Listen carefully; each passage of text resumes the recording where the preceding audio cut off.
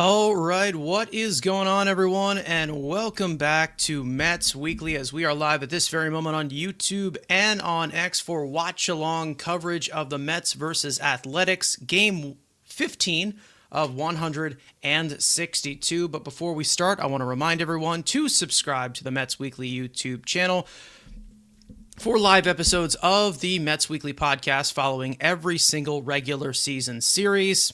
Did one yesterday leading into this series. For those of you watching or listening on playback, you want to join the conversation in the future, make sure to turn on those post notifications to know when we go live. Make sure to follow Mets Weekly on X and on TikTok.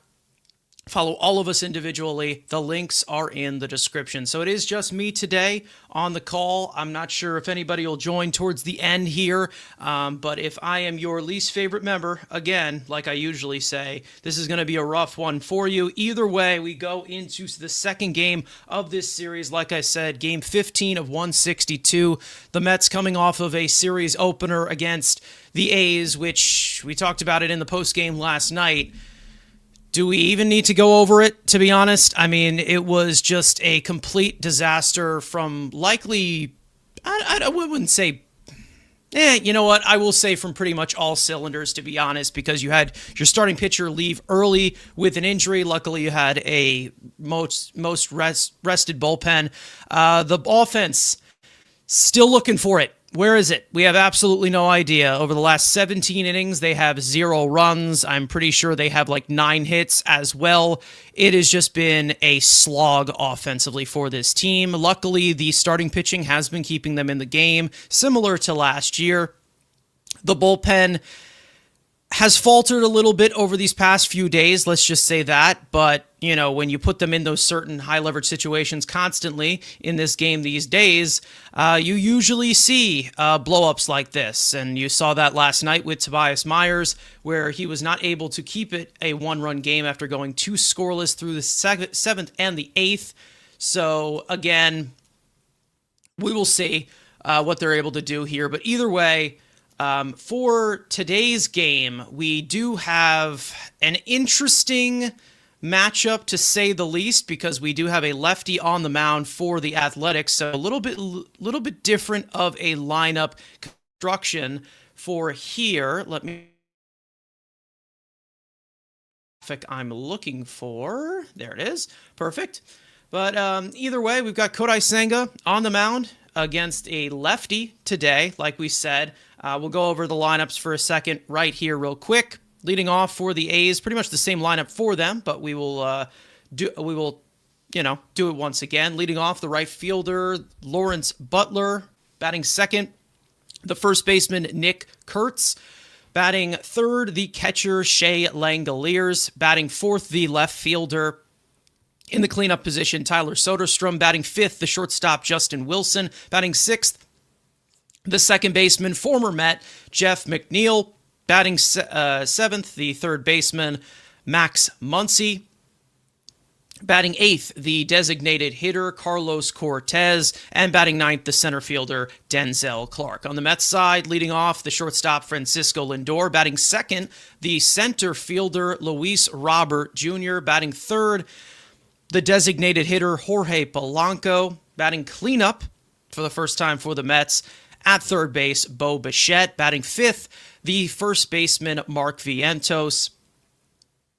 Batting sixth, the catcher, Francisco Alvarez. Batting seventh, the left fielder, Carson Benj. Batting eighth, the second baseman, Marcus Semien. And batting ninth, the right fielder, Tyrone Taylor. It looks like either way, at the moment, either way, they took Beatty out of the lineup, who has been struggling offensively, even though everybody's been struggling offensively, so I'm not even going to point out Beatty, as we all know my entire relationship with Beatty. But there's a lefty here. They took him out of right field. They did what they likely should have done against Eduardo Rodriguez the other day, so hopefully they're learning from something. I have absolutely no idea, but Tyrone Taylor should be in there against the lefty in right field with a strong arm and the range that he has. Ben should be in left field. And then, of course, you have Robert in center field. That is the best defensive setup you could possibly have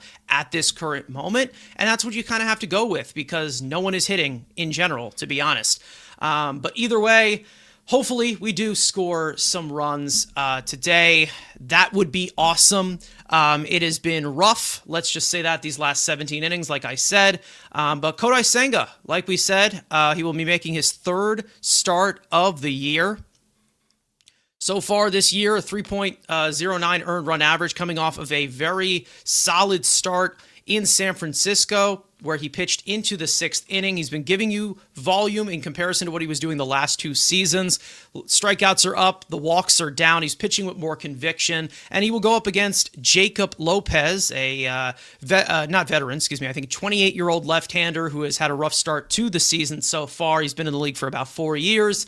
So hopefully Senga can keep us in this game. Hopefully Senga can, wizard himself, get some chases with that forkball. Hopefully the velocity stays up as he is going to be pitching in a colder climate here in comparison to San Francisco. So we will see what will happen, obviously. But we are going to do something a little bit different, guys, here. We're going to test something out that they have here in StreamYard, and that being some polls. So we are actually going to do a poll for possibly like the first maybe inning and a half. Maybe we'll stop it at like 4:30, 4:45-ish of the over-under for runs, which I actually got from Yahoo Sports. So you guys can, it's not a bet. We're just putting a poll. Maybe we'll turn them into bets eventually with like channel points or something. But for now, we're just going to be testing this out here. So I'm going to pop this poll up here on the screen. I'm going to keep it here. Press 1 for over 7.5 runs total. It is not going to be the Mets overall total. I'm just saying that, guys. Just is not the overall Mets total. So you'll press 1 for that. And then press 2 for under. I just started up the poll so you guys can put it in the chat of what you guys think. There's about 40-ish, 50-ish of you guys in here. So it works on every single one of the chats, or at least it should. But either way, so let us know if you think there's going to be an over or an under for the total runs. That meaning, is there going to be 8 runs or more in this game in combined between the Mets and the A's? So that's what we're going to go with right here. Maybe we'll start doing polls for like, who gets the hardest hit by exit velocity, who gets the first hit for the Mets. We can switch these in and out. It doesn't always have to be that, but we're just testing it out here. So I'll keep that on the screen, maybe for a half hour, and then we'll close it and we'll see, who voted what. But as for post-game coverage here, Matt is going to be here for the post-game. We will have that separate. It's going to be around 9:30, 9:45-ish, so make sure to stay tuned for that. So if you have any comments or things you want to talk about after the game, that is where to do it. It'll be right here on the Mets Weekly YouTube channel, as per usual. But it looks like we are about to get started. Past your bedtime, Ken? Man, I didn't think you'd go soft on me. That's crazy, man. That is crazy. Senga, great pitcher. Senga's looked like a great pitcher so far. I think we all know what the situation is with Senga. Like we said, talented arm, very talented arm. He's got to stay healthy. He's just got to stay healthy. That's literally it. That is the key right there. You're up until 11. Wow. All right. So, yeah, guys, let us know what you guys think the overall year. For any of you guys watching on Twitter, it works on Twitter as well. Can we have a poll of will Lindor get picked off in a boneheaded base running? Yeah, that can't happen. That just cannot happen at all. It really can't. It just, and after those comments, and we already talked about it in the postgame last night, it was concerning. It really was concerning to see the postgame comments from Carlos Mendoza after what that just happened. Of I don't care if it was seen as the right play or not. There has to be somewhat of accountability, and that just cannot happen. Either way, we are underway here at Citi Field. First pitch is fouled off by Lawrence Butler at a 97-mile-an-hour fastball from Kodai Senga. Let me just switch the scoreboard for you guys. But we'll see. Mendoza would make excuses. Yeah, Mendoza's not off to a good start. That one is a forkball, swing and a miss, and it's quickly 0-2 to Lawrence Butler. It will be Butler, Kurtz, and Langoliers to start off the first inning. The 0-2 from Senga. Checks his swing. Did he go? Appealed to the third base umpire. No, he did not. And it's 1-2. Looks like it's a little bit warmer than it was last night. 62 degrees and sunny. Maybe the ball will fly out. I don't know. I'm not really saying it as an excuse. I'm more saying it as a prayer. 1-2. He breaks his bat, and it's dumped into left field for a base hit. And that gets by Carson Benj, and Butler, it looks like, will head into second with a lead-off hit and an advance on an error. Benj, once again, it happened last night as well. You saw an extra base get given up by Benj in left field. So that is not an ideal start whatsoever. Yeah, he's definitely not helping his case for people saying he needs to be sent down. Let's just say that. Yeah, run prevention. Yikes. Yikes. So that will be a scratch single right there to left field on a broken bat. And he advances to second on a fielding error. That first pitch from Senga to Nick Kurtz would bounce, but it is blocked by Alvarez behind the plate. And it's 1-0. Now the defense is falling apart. Yeah, it does not look good at all. It really hasn't. It's bad. It is bad.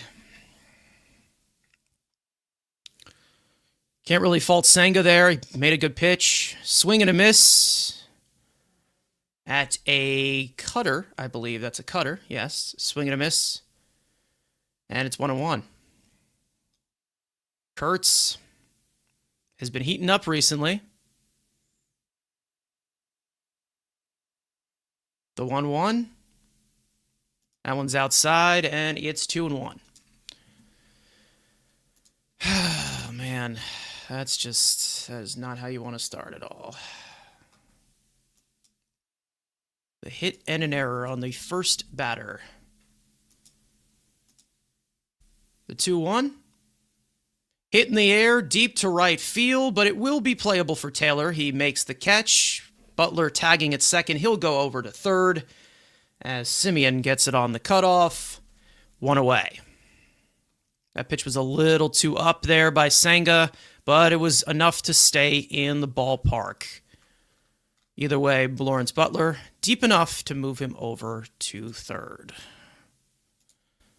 So yeah, definitely not ideal, guys. Definitely not ideal. Maybe Senga can settle in. This will be his first test, I guess. I guess that's what we're going to call it. Looks like we're going to have a meeting on the mound. I'm not sure what's going on here. Is it a pitch comm issue? Might be. I don't know. Maybe it's just not stuck. I have no clue what's going on here. But off to a rough start. Dickie Lovelady. I'll be back in a couple of months. You can kill the man, but not the idea. Broken hand, apparently. It's Senga, so I would not be surprised. Guys, make sure to vote on the poll if you have not already. Over, under.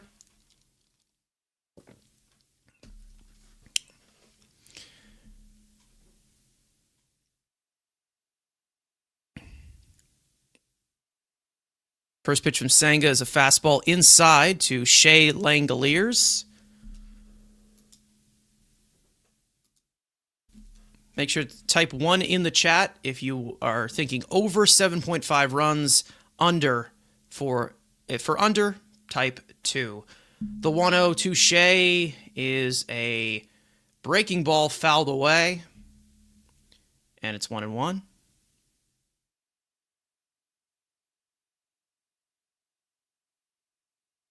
What's up, Brad? How you doing? Plenty of guys here in the chat.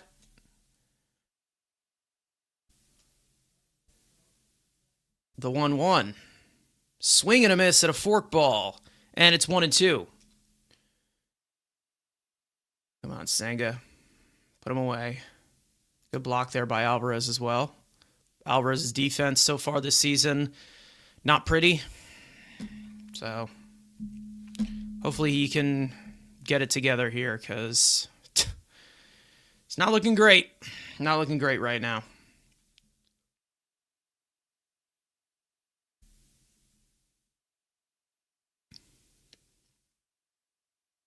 Looks like they're going with the signs. The 1-2 in the dirt, and it's 2-2. Count even. This is a good test for Senga right here, because a lot of adversity is happening.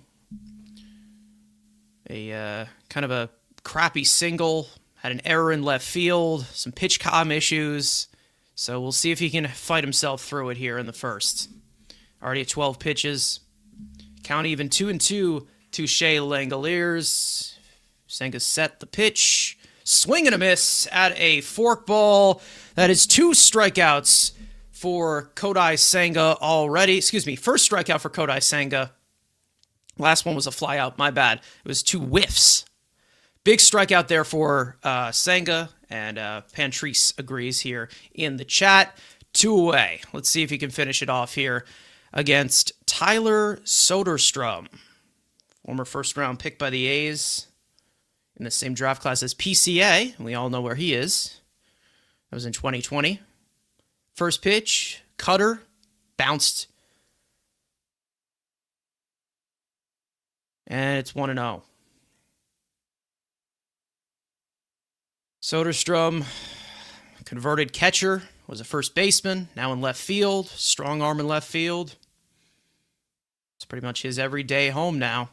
The 1-0 misses, and it's 2-0. All right, Senga. Settle it down a little bit. Settle it down.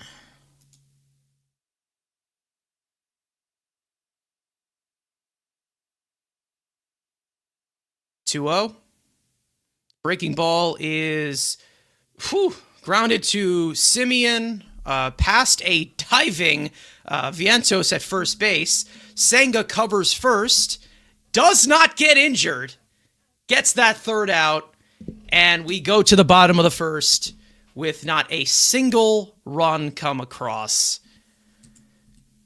Good bounce back there, or should I say handling adversity by Senga right there. After a hit and an error, a sacrifice fly to move a runner over to third, and he strands him at third. Beautiful. Well done.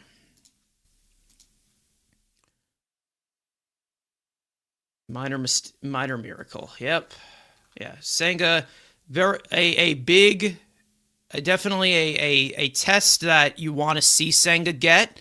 But not ideal, obviously. You'd like your left fielder to not make those types of mistakes. But he's got to control the hop a little bit better there. 5 whacks on the ass for Benj. Yeah, he's acting up. Benj looks like he needs more reps in AAA. Listen, I said I was fine with if he started in the majors or AAA. So again, I'm not against anything that they are to do with Carson Bench. Not against anything whatsoever.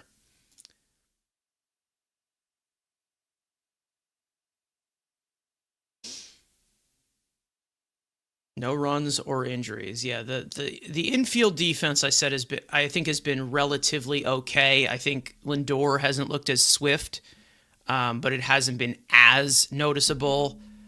But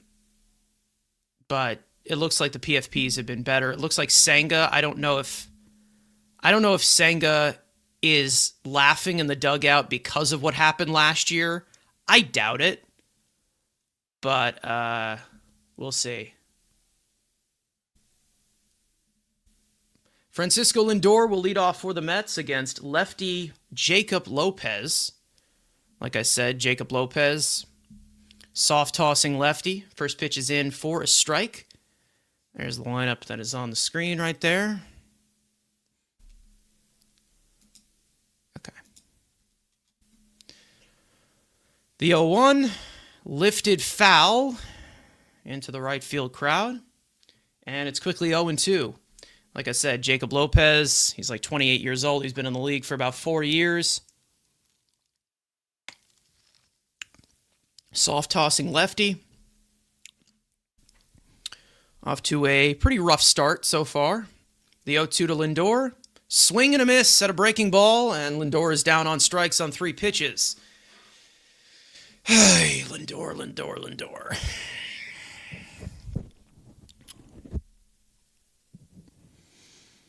Yeah. I don't know how that lefty slot is going to look for the left-handed batters. We have a little bit more of right-handed guys in this lineup today. The first 6 guys in the lineup are left-handed guys, but we'll see how Benj does with it. He's the only left-handed bat in this lineup, technically, because Polanco and Lindor are switched. The first pitch to Robert is fouled away. Robert has reached base safely in all 12 starts he has made this season. The 0-1 fouled away, and that is now 5 pitches, 5 strikes here for Lopez. No hitter, maybe. 6.48 earned run average. Well, I think it just lowered with that 1 out that he got. But yeah, it looks like we're going to have Greg Maddux on the mound today. The 0-2 checks his swing. He did not go. So there's a ball. Progress. So no immaculate inning for Lopez here. Nice catch there by that fan.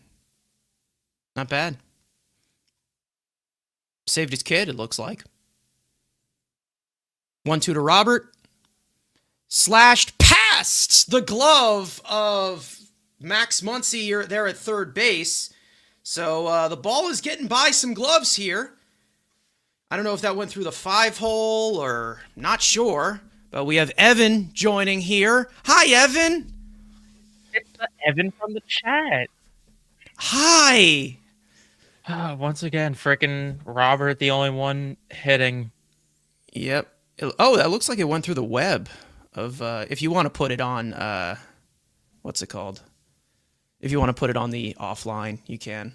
Yeah, I'll join that between innings, although we might be somewhat synced up. I think we are. Did you just see, you see Polanco's stats right now? Yeah. Okay, I think we are synced up.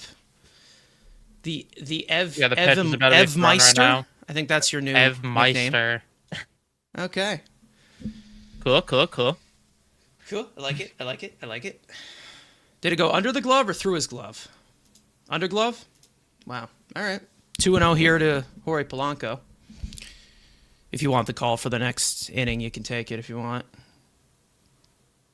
I don't mind either way. I don't know how long I'm going to be on the stream for.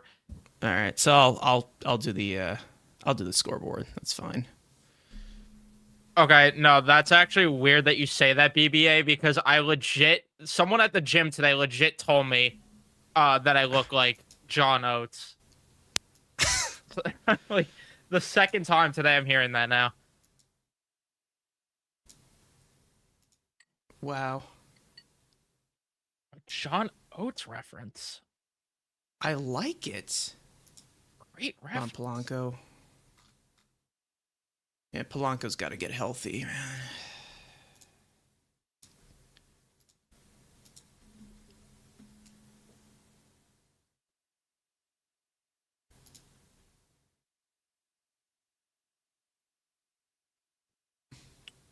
Motherfucker. 1. Shit. All right, well, that's bounced over to the second. And Jeff McNeil makes the play. 2 down. Runner to second, though, as Robert continues to be the only one hitting in this lineup.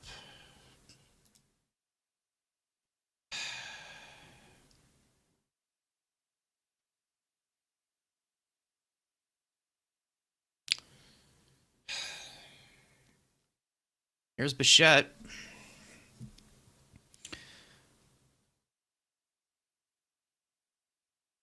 First pitch is a letter high strike, and it's 0-1. Bichette has quite the career against the A's. Can he channel it? That would be cool. Jeff forgot how many outs or something. I don't know. Maybe he thought he wasn't going to get Robert. Who knows? Wouldn't be anything new from him. Wouldn't be the first time. That's what's funny right now is like, as frustrated as I am with this team, and you have the right to be frustrated. It's like this whole narrative that things would be different if they kept the same team is just hilarious to me. Yeah, they did the same thing with those guys. Yes. Bichette, base hit up the middle. Robert is going to round third, come home, and it's going to be an RBI single for Bo Bichette to give the Mets a 1-0 lead here in the first. Yes! That's giving Risp. I like it. It's giving Risp. It's giving Boflo vibes. Yes. Cool. Cool. Well, it is 66-degree weather, so swing away, guys. Swing away. There we go. That's the Bo. That's the Bo that we paid for. That we paid the tax money for. That's exactly, though, how I feel, Maxwell, is that... Are you fucking kidding me? Wow. With that catch. And Vientos pops out there. Jesus Christ. Yeah, that's the thing. Like, I'm willing to be patient with stuff like that. It's very frustrating right now. It's not easy. Let's just say that. It's not easy to watch right now. Let's just say that. I'm just frustrated with the does. Yeah, the process is what I'm looking at. I think that they're getting good ABs. They're getting plenty of opportunities. Could it again? I am wishfully thinking that it's too cold to hit. That's literally it. And also, the Mets are the Mets, and every time when you come to the Mets, you have to be the worst version of yourself for the first month. So there's that. So I'll put you in the play-by-play seat if you wanna. Ooh, you're the main character. The main now. character. I'm in the offline stream too. If you want to switch to that. I think we're pretty much synced up, but if you want to do that just in case. If we're synced up, then we'll leave it as is. It just feels like Lindor checked out. When you guys feelings hurt about not being captain? I don't know if I agree with that. I can't get behind that. This is the same conversation every year with Lindor. Like, it's not to excuse him because he shouldn't get off to these slow starts, especially right now when you have Soto out, Polanco's not 100%. You need Lindor to come through, and to not have an RBI, and we're in game 15 of the season, is embarrassing. But we have this conversation every year that he starts slow. Yeah. The only thing is the mental errors that you don't want to see. Yeah, that's it. I'm probably going to get into this into the next podcast episode. Maybe, perhaps. But there's something that has just been very, very off with Lindor ever since that play at the plate against the Pirates. I was talking about this a little bit in our creator chat. Again, I'm not a doctor. I'm not going to sit here and say that this is what happened, but is it possible that he got concussed on that play? Like, I have no idea, because there's been a lot of sleeping at the wheel with Lindor that you usually do not see. And even Jerry Blevins on the broadcast said it. He's like, usually you don't see things like this. Yeah, the one where he got clocked in the head. Yeah, on the slide. Yeah. Yeah, it's weird to see this many mental mistakes. There has to be something going on there, and I don't think it has anything to do with him being checked out. Like, I'm not gonna buy that narrative. No. The thing is that under Mendoza, we've seen things different before, where they've let things run out with this concussion protocol. Remember, we saw that with Nimmo near that trip to London, where like he wasn't playing well, and then they were like, "Oh, we're gonna give him a, we're gonna, get tested for a concussion or whatever." But it was like days after it. So I mean, it's something to look out for. But again, I also wouldn't be surprised if, Carlos Mendoza didn't take the initiative to ask. There's a base hit for Jacob Wilson, who is just torching the Mets so far. I think he's 4 for 5 so far in this series. And yeah, this is also true that I think the hand injury is playing a factor in the way that his at bats are going. I'm giving them the benefit of the doubt for now. That's what I'm doing. This is a brand new team. This is a new coaching staff. This is a new everything. I'm giving them time. As Jeff McNeil is staring off into space. What is going on here with Senga? Is it the pitch com? What's going on? His nails are not the same length on each finger. That's the issue. Shit. Oh, they should have kept them. Yep. Damn it. God damn it. Jeff McNeil continues to rake in this series against his former team. We should have kept him because, vibes. Because squirrel. Because he's squirrels. Because he's in the petting zoo that a certain someone goes to. Oh, God. And that's what's going to leave this. That's how this series is going to leave. That's the thing. Everyone's going to be like, oh, we should have kept Jeff McNeil. That's how it's going to leave. If they end up,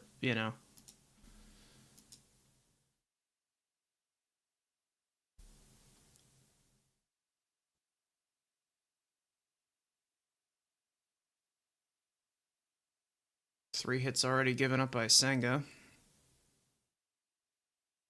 Definitely not his sharpest so far. You'll never hear that from me. Well, I know, Tony. You're a true patriot of the chat, and I know that would not be. You wouldn't be skewered to that. Come on, Senga. All right.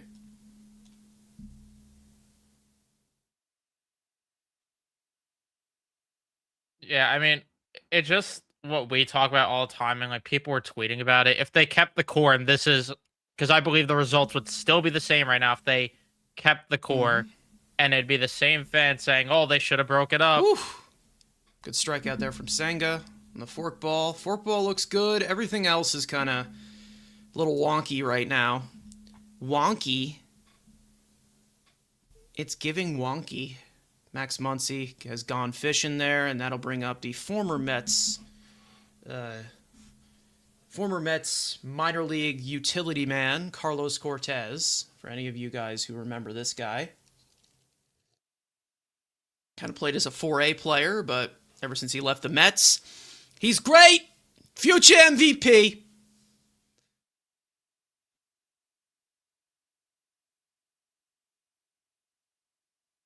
First pitch is a cutter that misses, and it's 1-0. Yeah, no, this wouldn't have been any different. No.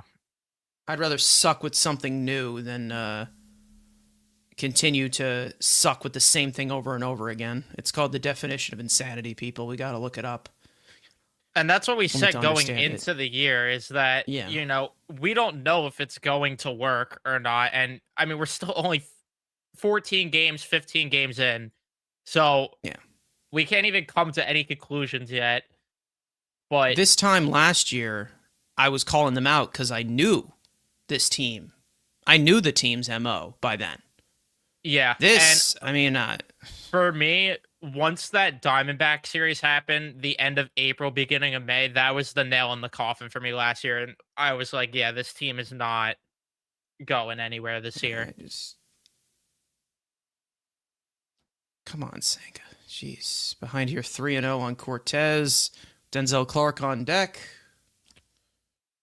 And I think the thing that people just can't understand, too, is that forgot where I was going to go with that, but Nonetheless, people just think that, we were saying, oh yeah, this roster is so much better and it's not flawed or anything. That's foul 3-2. Come on.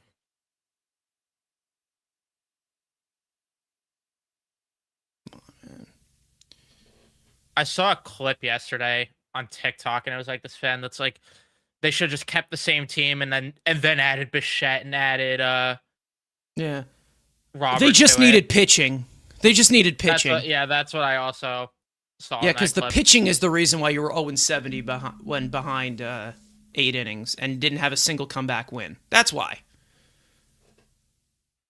That's why. Velocity's up. We like it. Ooh. Senga looks to be back in better form. Let's hope that he can continue it. 3-2. Tap foul.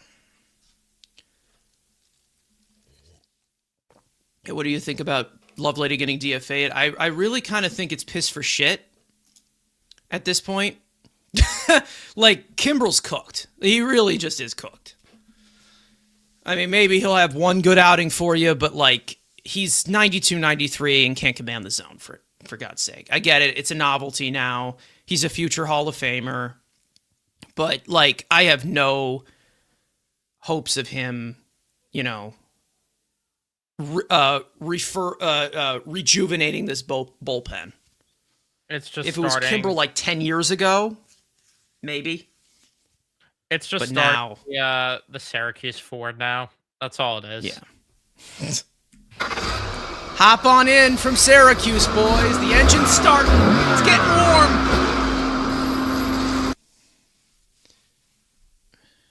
Until Minter gets back at the very least. Yeah. Big boom, AJ. Is the SNY audio mix... I have not been really listening as much to SNY because we've been doing a lot of these streams with the sound off so we can commentate over it. But, I mean, I've noticed some broadcast issues, obviously, with them letting go of John DeMarzico for certain reasons. Let's just say maybe it had something to do with the Ford.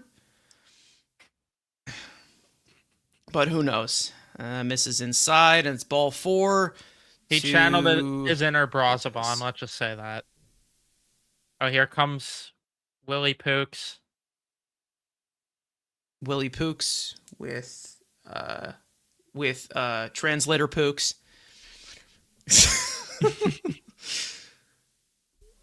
Perfect time for Senga to suck. As long as he stays healthy. Mets average 3 pitches per hitter. That's pretty good, right? I think. Is that considered good?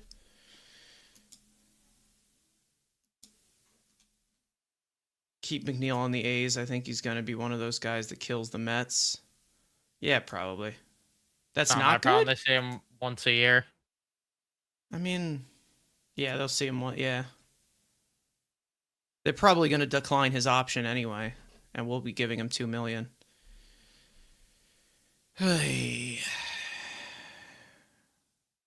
I'd say go home with the throw, but because Clark is very fast, but is anybody actually going to make a good throw? I have no clue.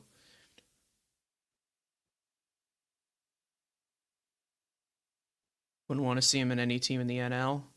Same with Nimmo. I mean, Nimmo's off to a good start so far. His bat was never the concern.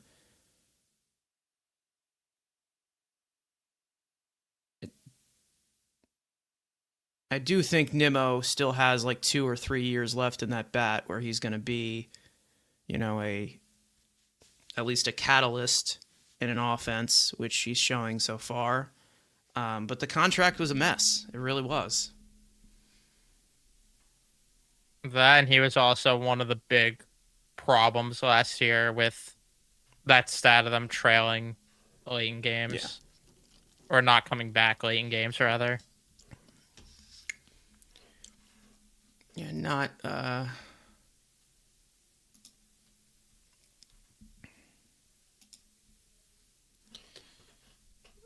They needed a fresh coat of paint fresh new floaties. They just had to change the color of the Ford. Yes. Well, I mean, how I look at it, they traded Nimmo for McNeil's replacement.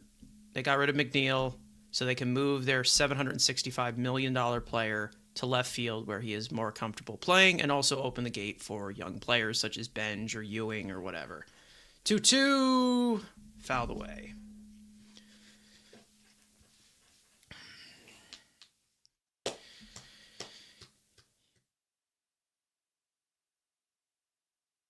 Clubhouse was divided. I don't know if it was divided. I just thought there was definitely some tense feeling.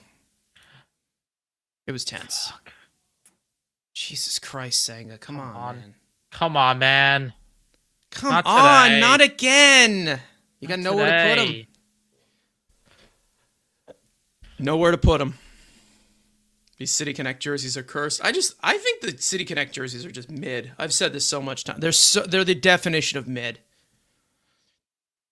3-2. Senga. Jesus Christ.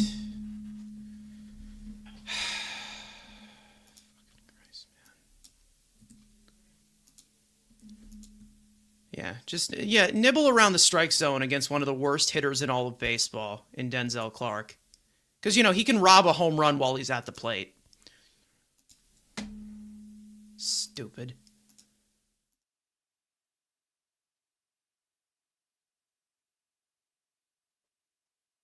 Yeah, I mean, just for that comment though about the clubhouse being divided, like, I don't know. There's clearly issues though that they had to change, and I find it so strange too, just to like tie back to the tweets I'm seeing about, but this is not last year's team. Like, I'm seeing people being like, I feel no emotion or connection to this team. Did anyone feel that way last year? Because I felt no connection to last year's team at all. No, I did not. I didn't care. They were lifeless. After the first couple They didn't make an weeks. effort to give me to give them to have a connection. The biggest connection I had was with McLean, and he was here in what, August? Yeah. What the fuck are we doing? Got the out at second, I guess. That gives the A's the lead, however.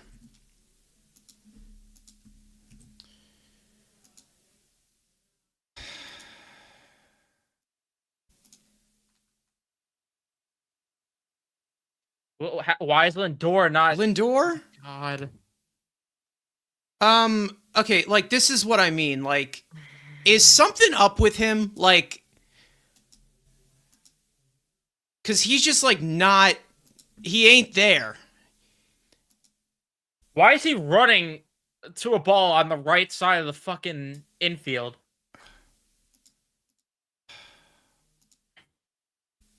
What is going on here, man? Like, I just... It's like stuff like that. You see that? Like, stuff like that you usually don't see from Francisco Lindor. Alvarez going out to the mound here. Did he forget how many outs again? I have no idea. I don't know what he was thinking there. I can't I just... rationalize it in any can't. way.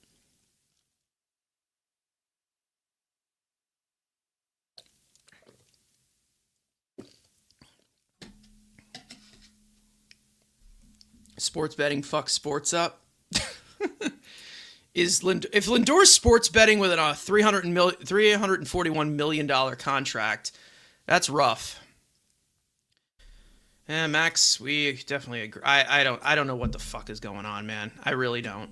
I have no idea, and it's concerning. It definitely is. It's not really the slow start with Lindor because we see it, but like what I've been saying is, like, these little things. Like, I don't know where his head's at. I really don't. Benj is under it, makes the catch, limits the damage. However, the A's take the lead here. Alvarez, Benj, Simeon due up here for the bottom of the second, 2-1. Athletics. I'm actually so confused with what Lindor was doing there. Like, even if you thought Semien wasn't getting to that, then you have no chance of that. That's on the right side of the infield. Gosh. I have no idea. I really have no idea. We've got Thank Garo you. Frederick here in the chat. Thank you so much for the 199 saying hashtag bench Lindor. I would not disagree whatsoever. If you want to bench Lindor after that, give Ronnie a chance to play. Why not? Who shouldn't be up here, to be honest. As much as I love Ronnie, he's not going to get any playing time. And especially after that hitless performance last night, he's got to sit and think about what he's done. But when Brett Beatty fucks up, she wanna go viral. She wanna go viral. We're going the crumble cookie. Mendoza doesn't have the balls, and that's the problem. That's the issue. That's the issue that I have here. Do we have a leader who can hold these guys accountable? I don't think we do. I really don't. No. I think he's shown moments where he's held guys accountable and gotten in there, but I feel like this is an ebbs and flows thing, and it's very, very inconsistent. Whoops, I have the wrong thing in here.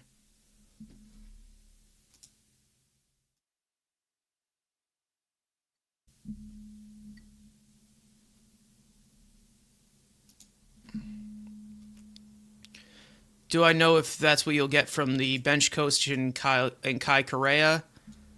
I don't know, but all I can say is it's similar to how we feel about the team itself, where it's like, do you want to keep running this thing back, or do you want to try something new and see if it works?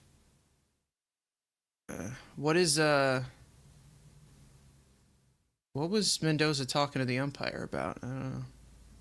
They were Team saying looks like that diarrhea. How to fix the pitch calm. That's what it was. Maybe, yeah. I don't know. Because I have the broadcast on. That's what they were saying. Come on, Albie. Alv Jerez.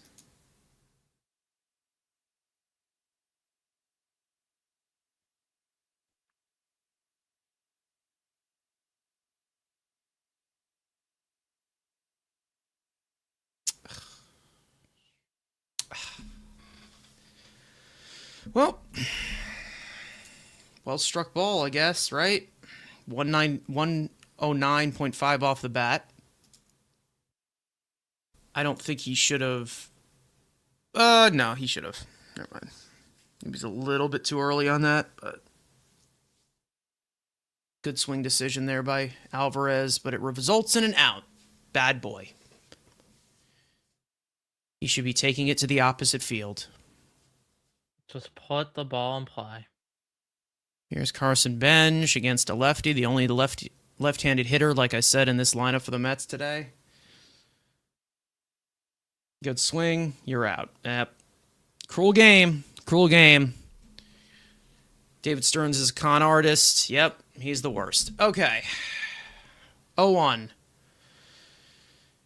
This breaking ball inside.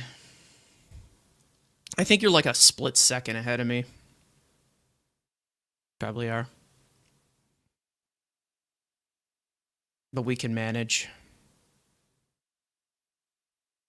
1-1. Slap foul. Benj looked a little bit better last night, but then he kind of negated it with that screw up in left field. Then he had another one today, so definitely been a struggle for him. But, however, maybe it will be MJ Melendez who comes up and replaces him if he continues to struggle. Down he goes. There on strikes. 2 down.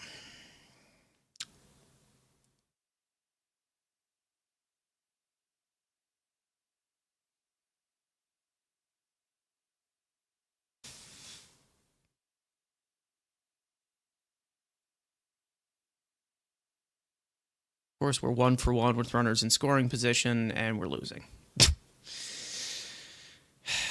Sounds about right. Here's Simeon.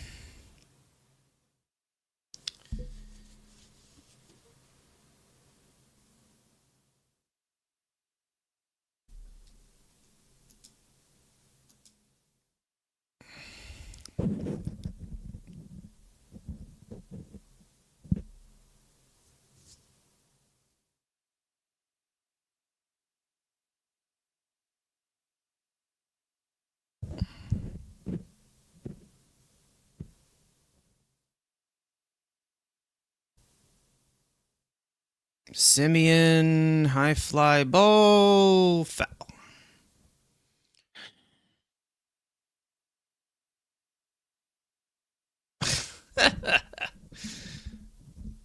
Lopez is tough on lefties. 6.5 ERA against lefties. Jeez, I don't think he's pitched that much in the majors, but I don't know. If he isn't tough on lefties, he'll be tough on lefties today. 2-2 to Simeon.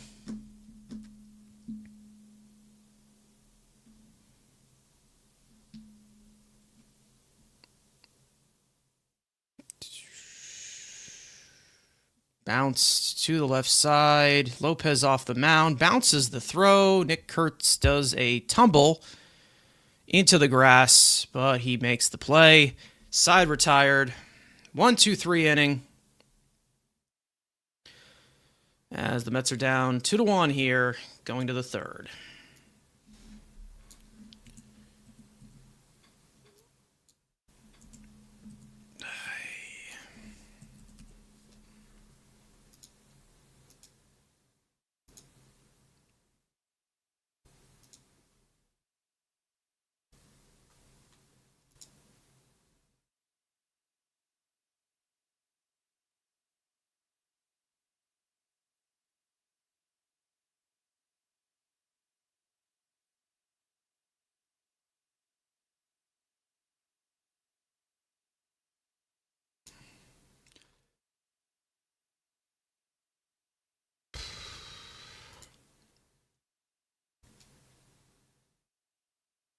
They did get one run, Ken. You are right. That is more than what they have done for the last 17 innings of the previous two games.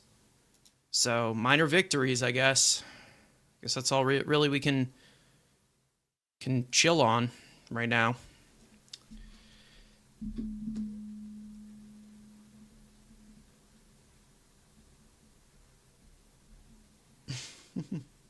When Evan comes back, Harry, we'll pop up that comment.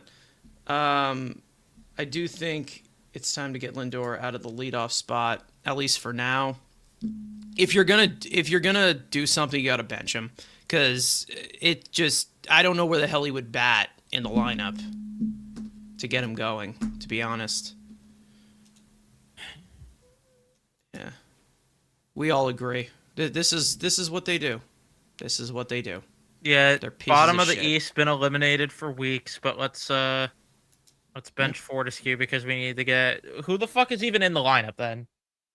Yeah. Let me see who's in the lineup. Let me pull up everyone's favorite Twitter account, Miss Giggles. See the lineup. Yes, we need to get Vakanainen in the lineup in game. Vakanainen needs to play. 80. Yeah, need to get him in the lineup. Sure. All right. Shea Langoliers. His first name is Shea. That means of significance. That one's inside. You probably... You could put Robert in the leadoff spot. I mean, if you want to. Maybe that'll motivate him to steal some more bags. I don't know. Yeah, the Bobbert has been good. Everyone else, I mean, Vientos, he's cooled off into this series. But, yeah, it's just been a slog. Slog for the rest. Collectively.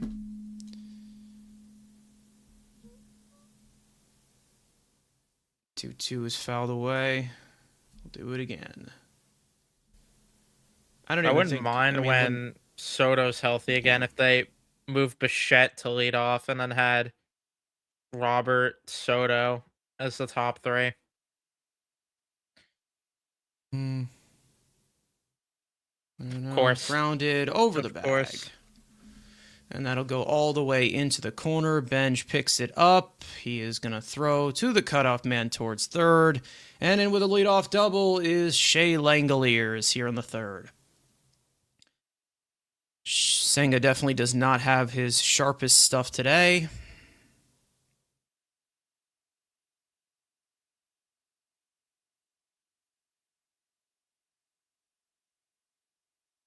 Where's the faith in the Mets? When they give a reason to have faith, I gladly will. Not that I don't have any that they could turn it around, but like, just very frustrating. This isn't fun. Let's just say that. No. But hey, we're built for 162. I guess.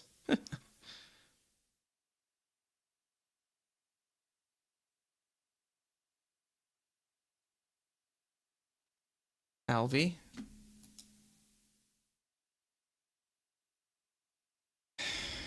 This fucking guy. We're Mets fans. We enjoy the pain. Yes. Yes, we do.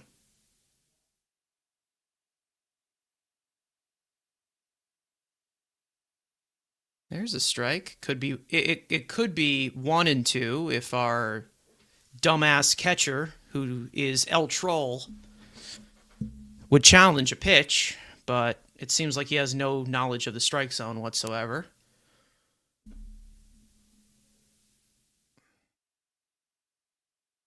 My fucking God, Alvy. For fuck's sake, dude. I mean, like, speaking of our catcher, exactly. Fucking awful, man. His defense stinks. I'm allowed to say that, right? I know he's batting .270, so we can't say anything, but his defense is garbage. Soderstrom lifts one to right field. Back goes Taylor onto the track at the wall. It is gone. A 2-run homer for Tyler Soderstrom. It is a 4-1 lead now for Oakland. Or not Oakland, the Athletics. They don't even have a city. Why am I spending my Saturday this way? Unbelievable. Not like it would have mattered. Senga not with his sharpest stuff today. And it is shown as Soderstrom takes him deep here. His first home run of the year. And it is 4-1 Athletics.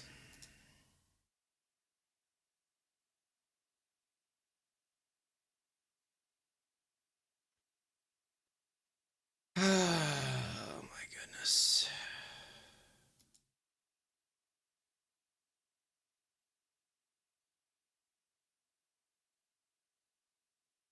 Well, like I said, going into this series, their team was struggling offensively, but do not count them out. They got talent in this lineup.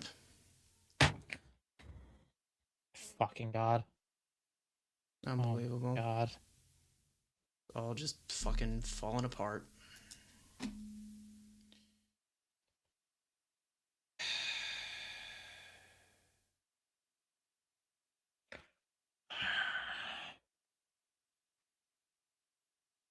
Minaya even available for long relief?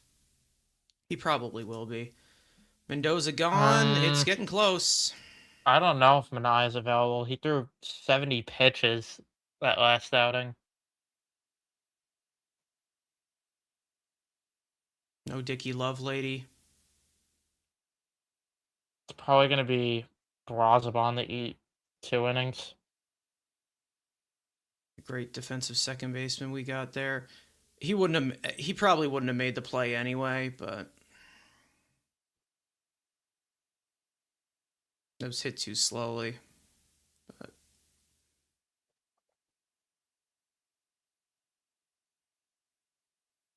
hey, put in Kimbrel and wave the white flag. He probably will pitch today at this rate. He probably will, yeah. It's probably going to be him and Brazaban to eat a couple of innings, and then I don't know how they string the rest of it together because I don't know. Manai threw 70 pitches. I have no idea if he's even going to be available. Alvarez's defense is shit. Yeah, I can agree with you on that. Yeah, it's horrible. And Gary was saying it on the broadcast before too that I think he either said this year or recently he led the league in pass balls. I don't know, probably this year. But hey, we'll get constant media of how he's a hard worker. And he got better. and he will get better. You can't have Alvarez catch anyone, to be honest.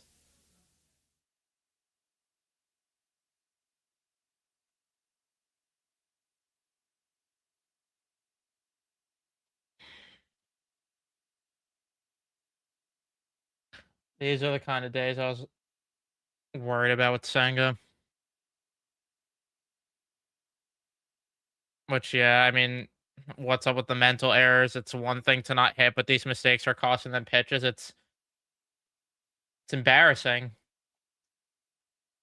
It's embarrassing, especially for a team that I'm gonna call out Stearns here. He emphasized run prevention, and Yeah. it's embarrassing that this is what we're seeing. Yeah, Jeff does suck. He really does suck. But I don't really think that has much to do.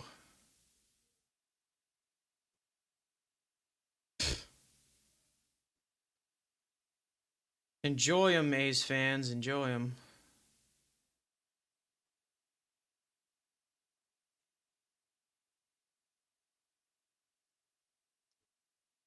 Yeah, Senga, it's either an elite performance or it's completely dog shit. There's never an in between with the guy.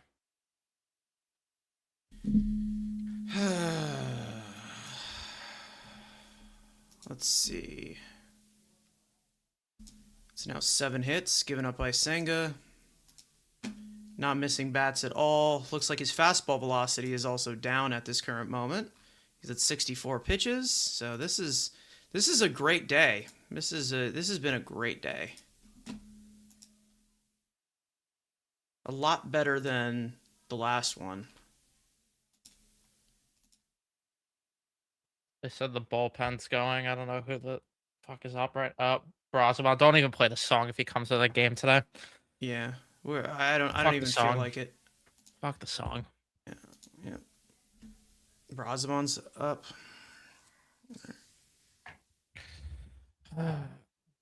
Think it might be time to move Alvarez. How long do you keep waiting on him to arrive?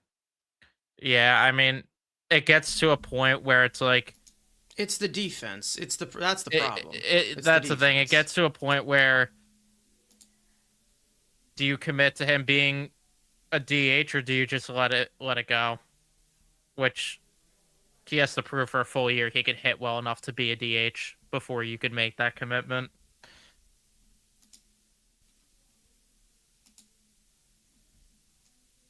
But yeah, I'm at a point where I'm over waiting on him with the defense.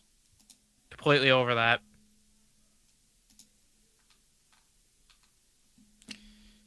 I mean, Challenging it's going to be a walk. Yeah, he's going to. Yep. It's so ridiculous wow. because he makes the same mistakes over and over and over again. He doesn't learn from them at all. Nope. Jeff has... Who cares? Genuinely, who cares? Good for him.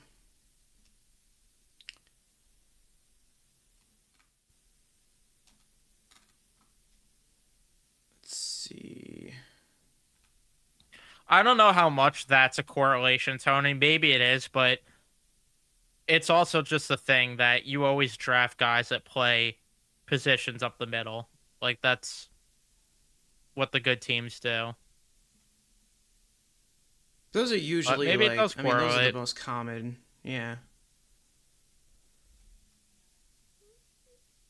They should be allowed 10 challenges a game. Alvarez won't use any of them anyway, so who cares? He doesn't pay attention, so.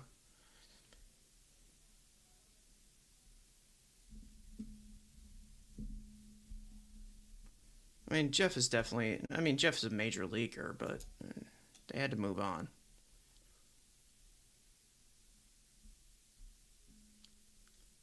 It'd be so much different if they kept the band together. Yeah, it would have been so much different. You know, we weren't saying the same things over and over again. This team would be undefeated right now if they kept it the same. Yeah, exactly.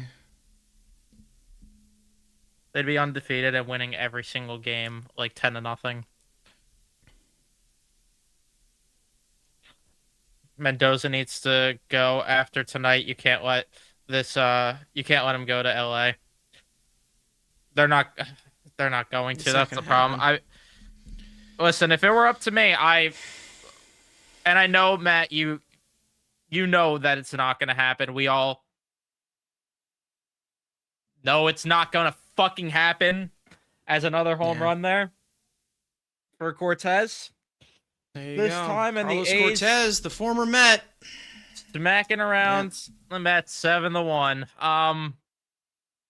Yeah. This is unwatchable at this point. Yeah, you should not let this go to LA. You should not let Mendoza on the plane, but unfortunately, they're gonna drive this thing at least until May before they can him. Yeah. I can't though. It's obvious he has lost. It's obvious he's lost this team. Like, he's already lost. Yep. Like, it's very obvious. Yeah, and He's that's the thing. It's very obvious he's lost a grasp of this. Like, it really is. That's the thing. They quit on him. Like, it's so obvious that he has no. It's because the constant Full-time mental earner. errors, and there's nobody there to hold you accountable. Nope. Nothing. Listen, I agree. You're not gonna catch me disagreeing, Matt. I've been saying it for years. Going back to Met Central, been saying it. Listen. I understood it. I just didn't see it happening whatsoever. I just didn't think it was going to happen. I knew he was going to be back this year, so it was never whatever. Every single ex-Met, you can book it exactly. This is the part though that's also frustrating me is this team should be so much better than they're playing right now, and the division is not great right now. And Yeah. you're getting off to this kind of start. That's the part that's really And what's going to keep them afloat, and what's going to keep it is the fact that Soto's not here. Yep. And that's why they're going to be like, "Oh, well, let's wait until Soto gets back." No. Soto isn't fixing this. No. He'll fix some of it, but it's just not going to be enough. Maybe this will be 2024. I don't want it to be, because 2024 is not repeatable. Nope. You can't rely on dragging the game 161, crawling into the playoffs. You can't do that. It's not repeatable.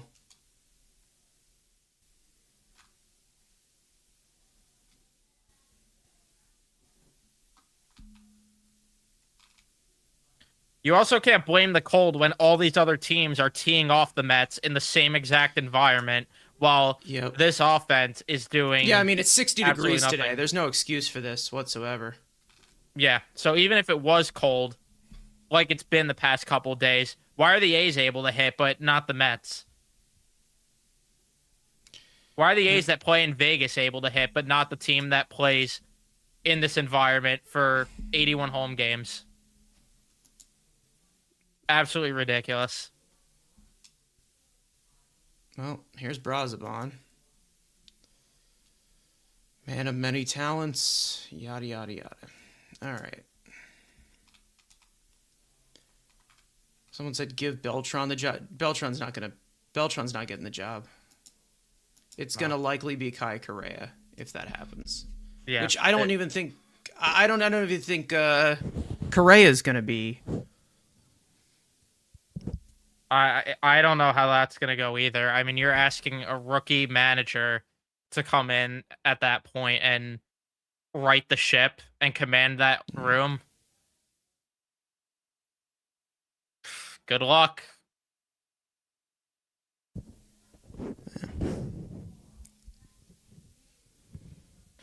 Yeah, Soto's not fixing the lack of motivation and how unprepared this team is. You'll score more runs, but overall that won't matter. Exactly. And it won't matter when this team's going to keep making the same mental mistakes that they've made for years.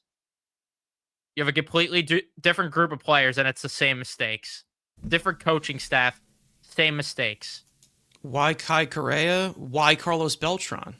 He has zero experience too. And we all knew that Kai Correa was kind of lined up for it as well, and they've talked about him being a future big league manager.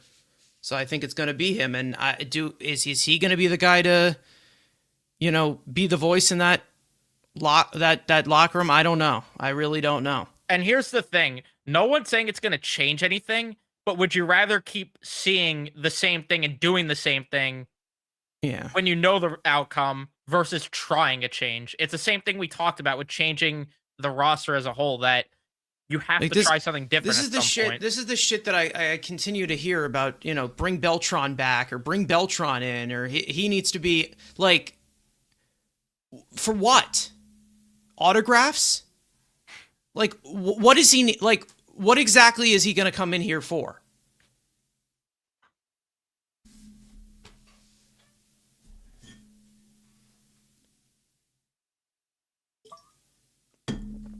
Like, I'm so tired of hearing that. It's like, I didn't really like the hire when they did it in the first place.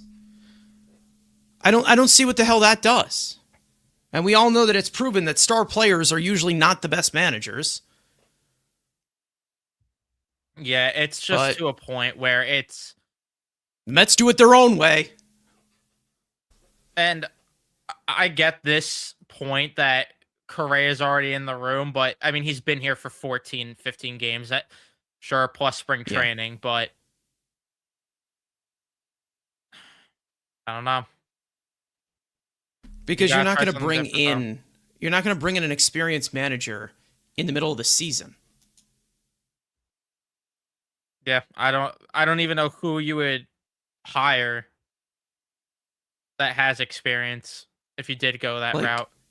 Like what? You want to go back to you want to call up Tony La Russa? Is that what we want to do? Like Joe Girardi. Joe Girardi. He's got experience in New York. He won a World Series when Obama was in office. Let's get him over here. Can't wait for Mendoza after the game to say, well, we have too much talent. Shove it up your ass. That's all he does. And that's the message being relayed to the clubhouse, that everything's going to be fucking handed to us. And at some point, it will turn around. At some point, we're too talented to be this bad. So it will be handed to us at some point. We're too talented to give a shit. I mean, the same mistakes being made constantly. Mental errors. These guys are unprepared. And what is the same? The manager. New coaches, the manager. Same. I mean, it's common denominator. And I'm not the biggest Mendoza hater or whatever, but it's a simple situation here. Like, it's simple process of elimination. And to be honest, like I already said last night on the post-game show, this guy at the plate right here is going to be the next one, because he's also a common denominator as well. Yeah, at some point it is going to fall. As much as I love Francisco Lindor, but it's like, I mean, what changes else can you make?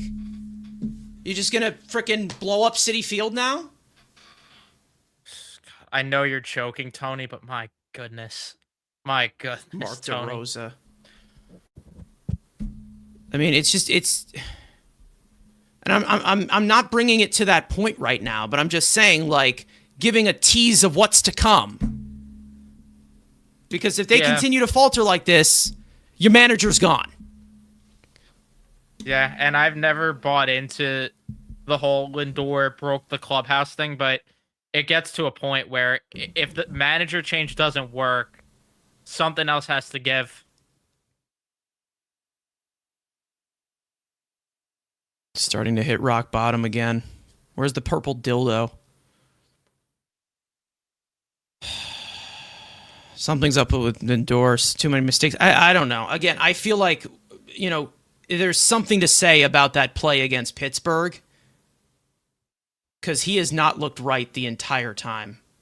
Another pop up. Another fucking pop up for him. It's just Absolutely bad. gross. It's just bad baseball all around.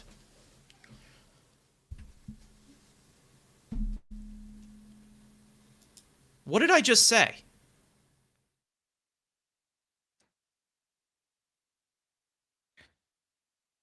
Did I just can reiterate go the on point again. Did I I'll not just reiterate go the on a point rant again. about Lindor? You did, and I'll reiterate the main point again. Was too. my mic muted? Was my mic muted? No, it wasn't. I'll reiterate the Okay. point though.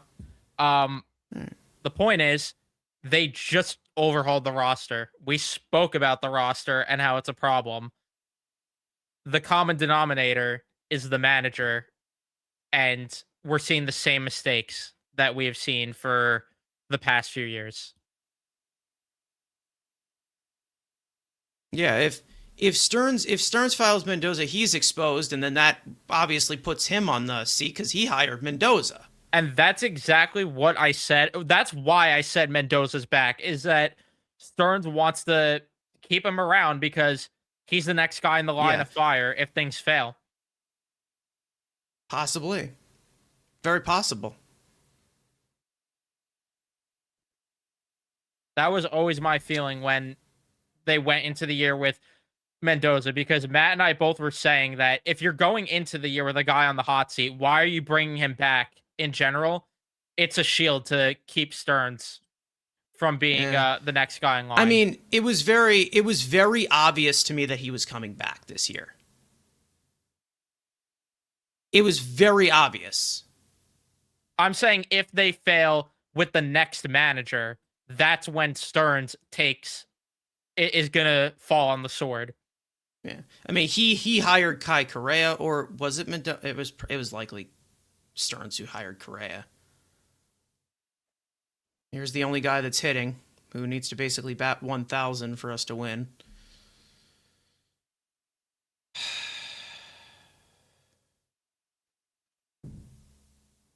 No one is hitting but you, and you are the best player on the team right now. Does this sound familiar, Robert? Now everybody is pitching to him but everybody else. And when they're not pitching to him, he's drawing walks because he looks really good. Everybody else looks like shit.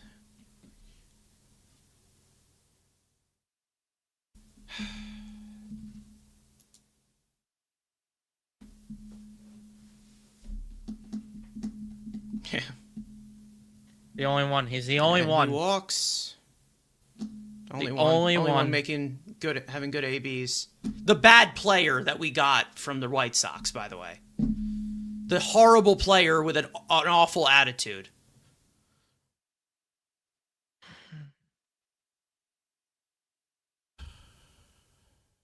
I don't think Polanco is healthy enough to hit, but he's saying he's hitting. He should be on the... If it's an Achilles injury, he should be on the IL. Lindor... I don't even know what the fuck's going on with him, and then you have no Soto. Like...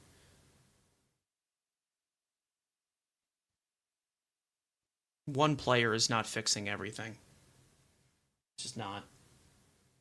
Nope. And if that's how your team is constructed, then you have bigger problems. Yeah. Blanco popped up. That will... I was waiting for that to stay in and Muncy to catch that with his ass cheeks, because that's the type of day we're having.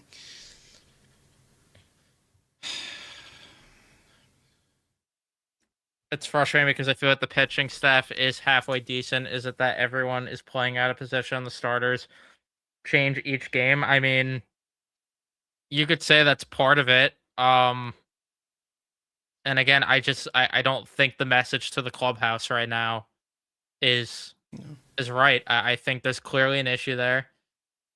Another Oh, fucking for ground God's ball, sake. and no one covered first. And okay, nobody covered first. That's a inexperienced team right there. Or maybe it was just Jeff McNeil not being able to turn a double play. But whatever. I mean, there are issues though with the pitching too, and I know you're not saying there isn't, but I'm holding off on the pitching of saying we have no pitching or we have pitching because it happened last year. yeah. So I'm not gonna. Same thing goes with the bullpen.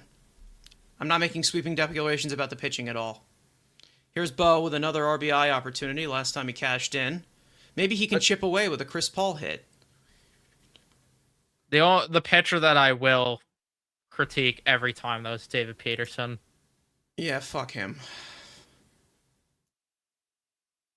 I mean, it's not even this season with Peterson. It goes back like his last 15 starts. He's literally been getting outpitched by Taijuan Walker.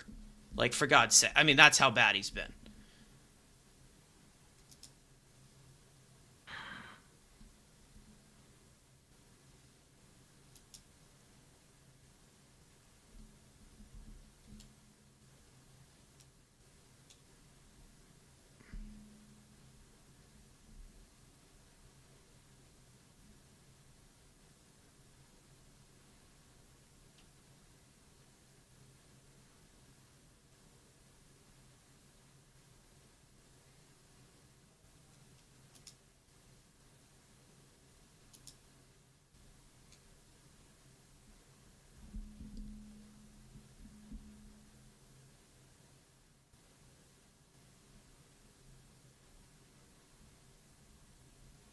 Like, I see signs that they'll break out of it, but it's like,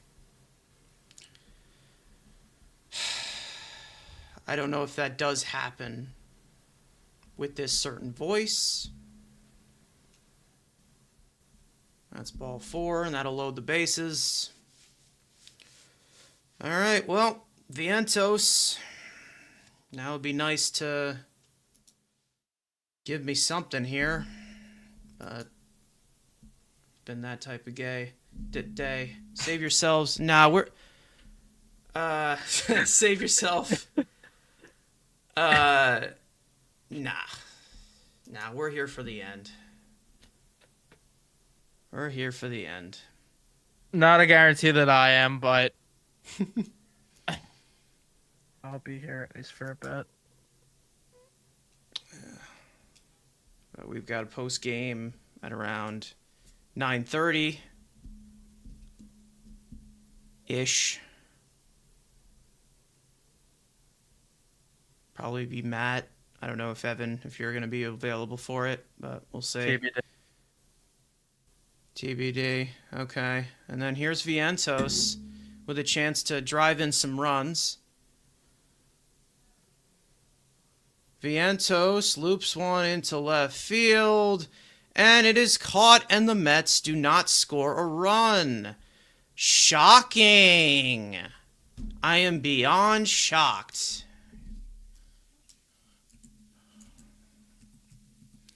So the fourth we go, 7-1.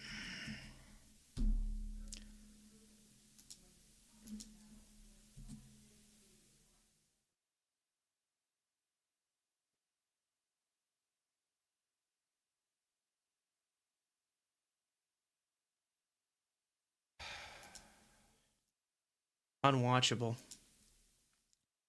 Genuinely unwatchable. The fact that this is still in the fourth inning. We're only a week or two away from the NFL draft, right? Yeah. Then we can my team can draft my own does. The does. No, they aren't as bad as they are showing right now. I just, again, like what we were saying on the post game last night, I just don't know if they have the leadership to push it through. Whether that goes from Mendoza or Lindor or somebody else, I just don't know.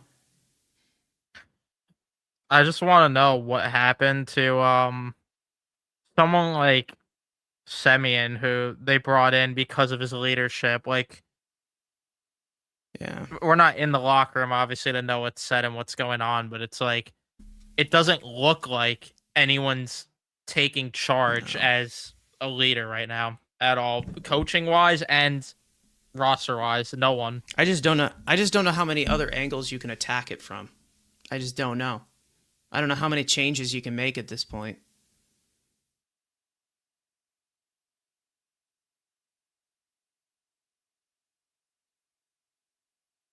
Polanco 0 for right-handers. Yeah, everyone's just hitting like shit. Except Bobbert. He's been very pixie. They're cooking something up there on the grill. Those poor fans spending $20 on a fucking sausage and peppers while watching this team getting bent over by the A's. Give Oakland more credit. I mean, listen, Oakland's got. I mean, I already said in before this series started, they have a really, really good lineup. They have some decent pitchers as well. This isn't a slouch team at all. No, but both things are definitely true. That this Mets team, it just needs to be way better. Yeah.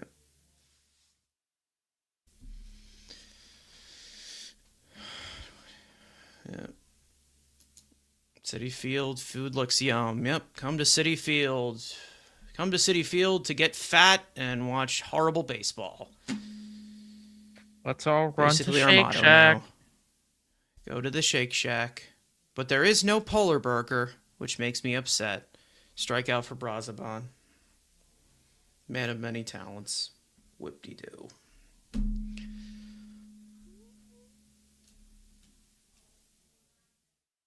Well, for any of you guys in here, leave a like for Payne if you have not already. Subscribe, turn on post notifications. We're live for every single game, even though we are quite the soldiers for sticking this out, and we deserve keys to the city for this. Offensively, Simeon has been another disappointment. I think this is basically what Simeon is at this point of his career. I still think there's something left in the bat, but yeah, you're not going to... What I was expecting was for him to be an upgrade to Jeff McNeil offensively, be a clubhouse leader, and then also replace what you got from Marte offensively, which, again, was a below-average bat. Or a league average bat, like 101 weighted runs created plus. 102, something like that.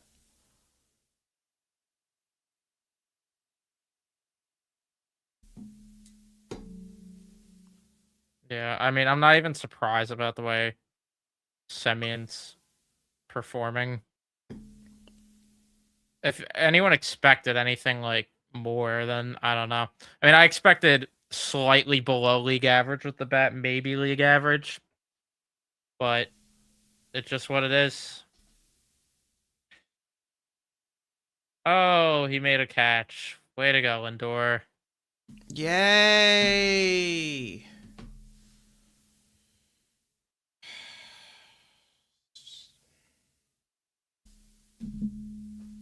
Nice face, Gelbs.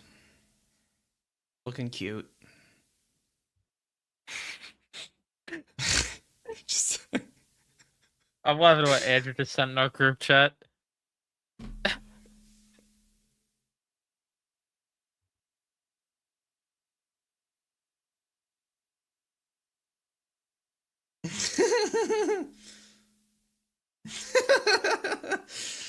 Oh my god.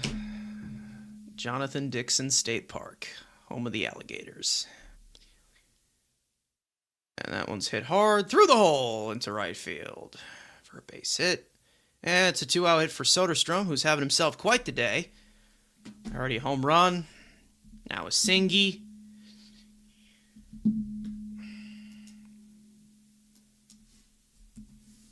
That's the A's 9th hit of the game. And we're not even halfway through this game. Happy, fun, fun.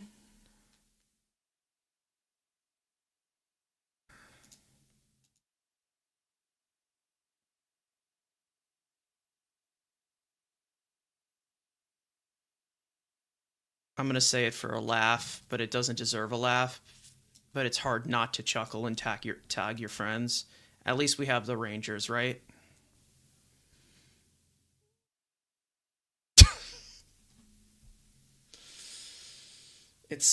I've never wished more I could jump through my screen to punch someone as much as I want to do that to you for saying that. Oh my god. At least we have the NFL draft, right?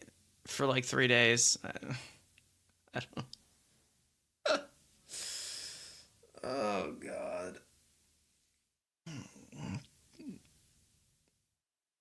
Sam Carrick has more dog than this entire team combined. I'm watching the Rangers. That's how bad it is. Yikes.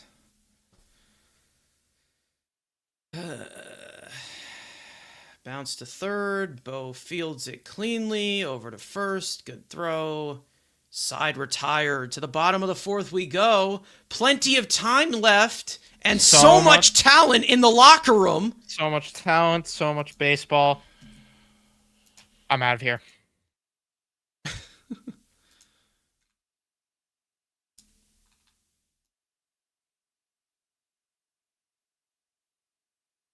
All right.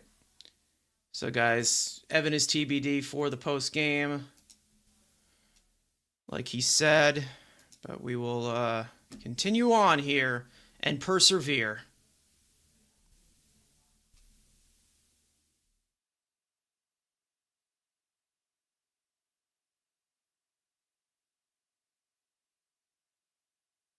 So it was all my rage for Vientos. Who knows? Who the hell knows? I really can't single. I mean, there's a few guys you can single out, obviously, because they need to be key parts of the offense, but you can't single out almost anyone. All of them are just not hitting. All of them collectively have been atrocious.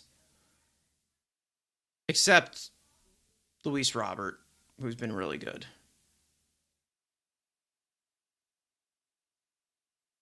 Everyone except Robert. Maybe a little bit of Alvarez, but nothing of insane note. But he's been garbage defensively.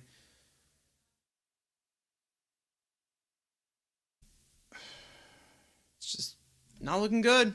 Not looking good.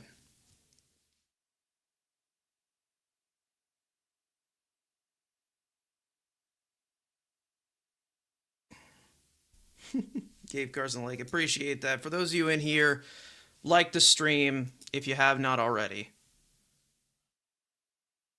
It was really helpful because win or loss, we're still here to talk. No matter how bad it gets. They may never win a game again, and we're still going to talk Mets baseball. No matter what. All right. Alvarez will lead off in the bottom of the fourth here against Jacob Lopez, having the career day of his life, as he has never done so because he was working at Walmart yesterday.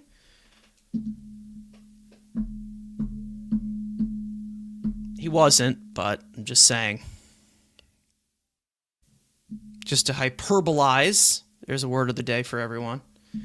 That's inside, and it's 2-0. There's still plenty of game left, guys. And again, plenty of talent in the locker room, as our manager would say. 2-0. That's a letter high strike. 2-1.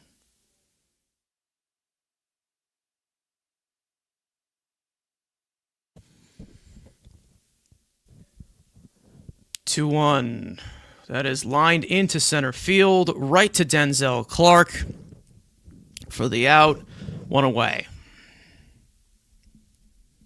Looks like they're showing family photos of the booth right now. Which, good time to do so. Mets are getting slaughtered.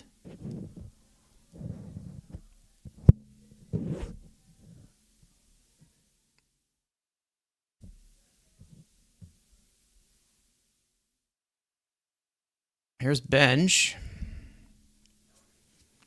Benj is 0 for 1 so far with a strikeout.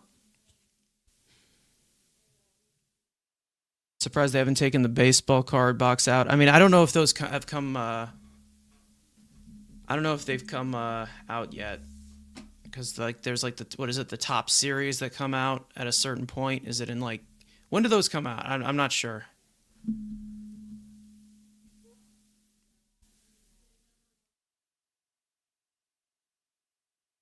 That one's in for a strike, and it's 2-1 to Benj.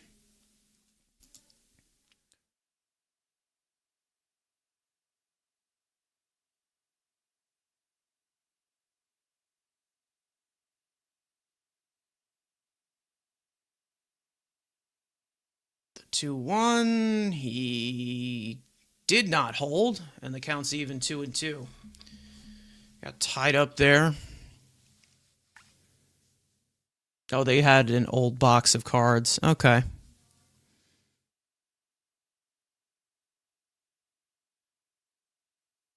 Two. That is lined the other way into left field for a base hit.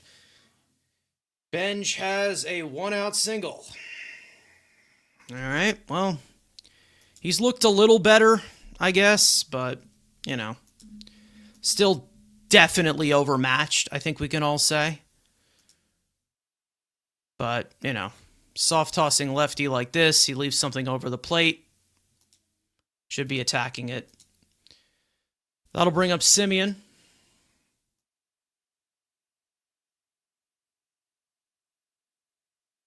First pitch is outside.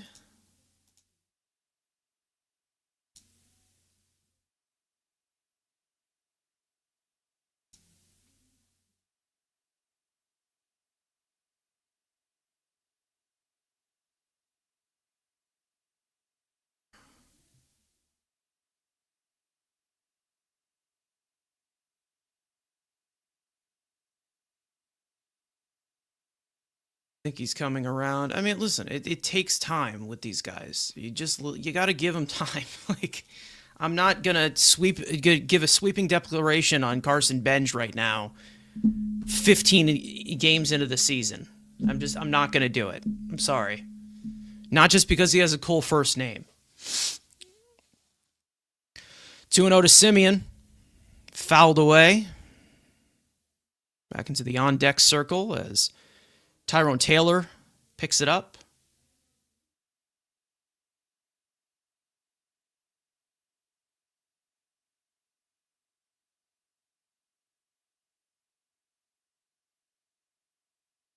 I don't make a judgment about young players until I get a very decent sample. 2-1, swing and a miss at a breaking ball out of the strike zone, and the count's even 2-2 to Semien. Taylor on deck, who got the Mets' first hit of the game.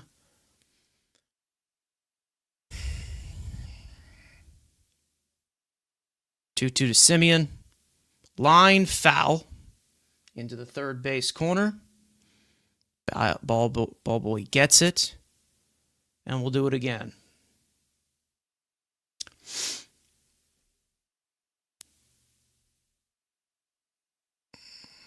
Looks like a decent crowd here.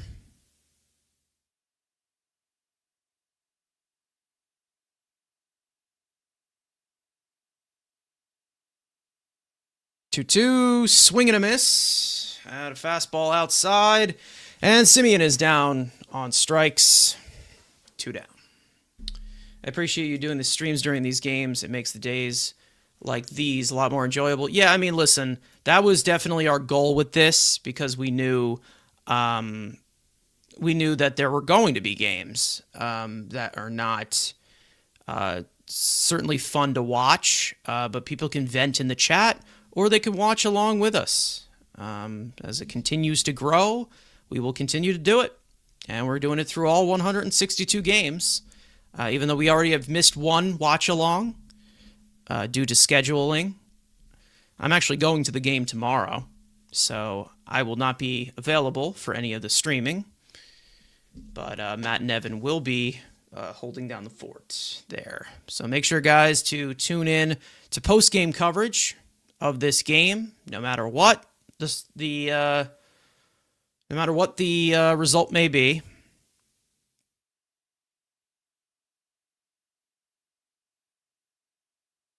And Benj takes second. That is his Is that his 5th stolen base of the year? You guys do this for every game? Well, yes, we do. Every freaking game. 5th stolen base of the year for Benj. And he moves to scoring position for Taylor.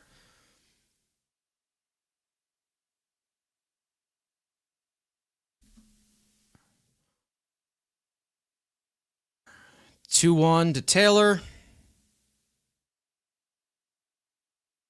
That one sits outside, and it's 3-1. Yeah, you'll love this. I'm glad that you guys enjoy this.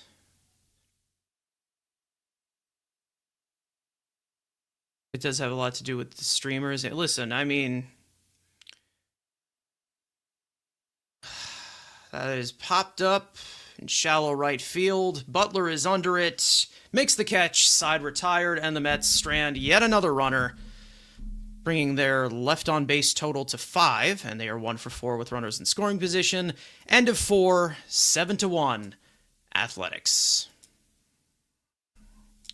Yeah, I mean, that's definitely what the goal was, to be more interactive with everyone, you know, get more opinions, obviously, bringing in Evan and Matt.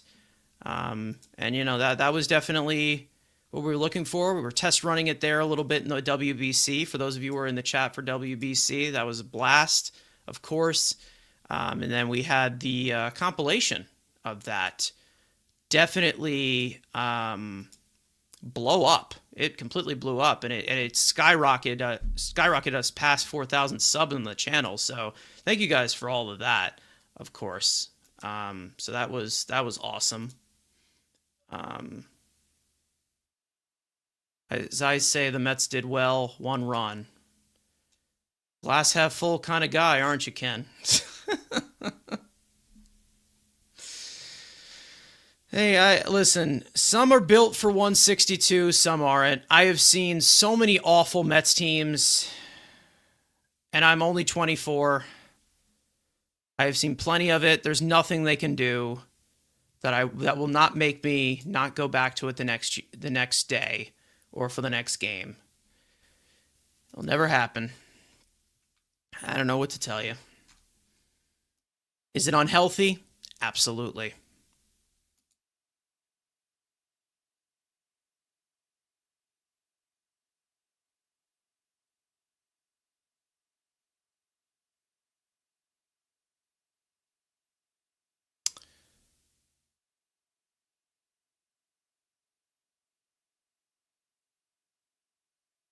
Been a fan for 60 years. God damn. Is that why you're always grumpy?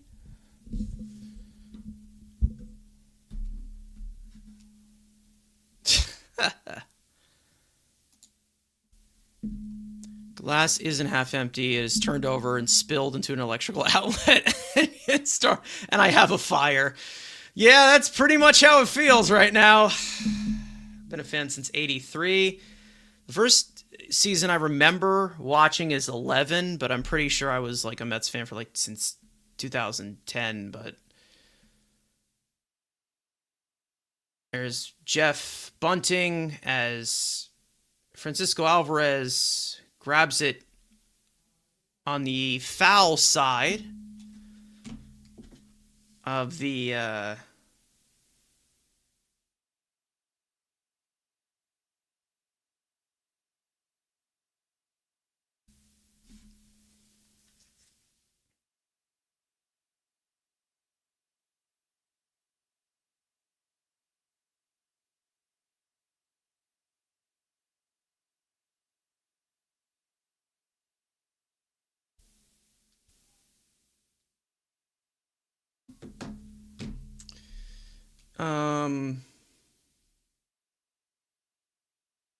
yeah, but I have the excessive personality, so a lot of Mets history I'm very well aware of. Yeah, that's the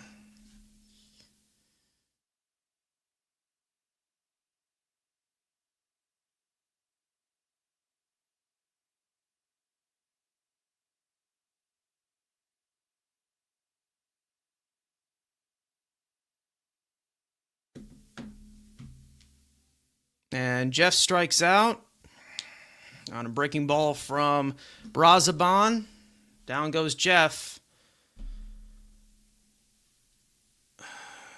The Mets are a disgrace. The mess? We're the mess now? Disgrace, horrible, same shit every year. Listen, it's... Can't say there aren't patterns. Can't say there aren't patterns. Let's be real for a second. Mets should have won it in 2015. I go back and forth on that.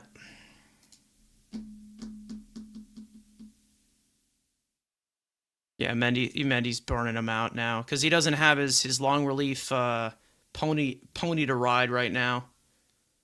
In Lovelady, he was DFA'd. And that is lined into left field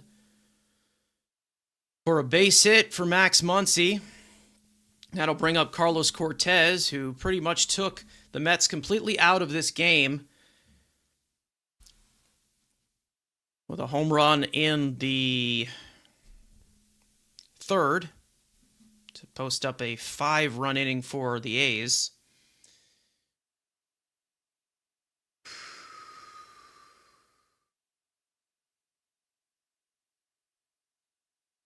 Here's Cortez.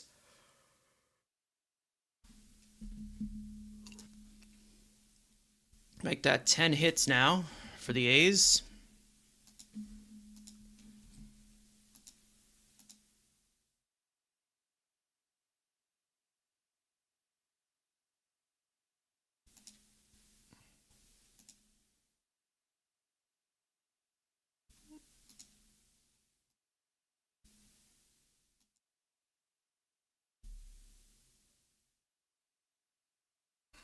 Step off there from Brazaban.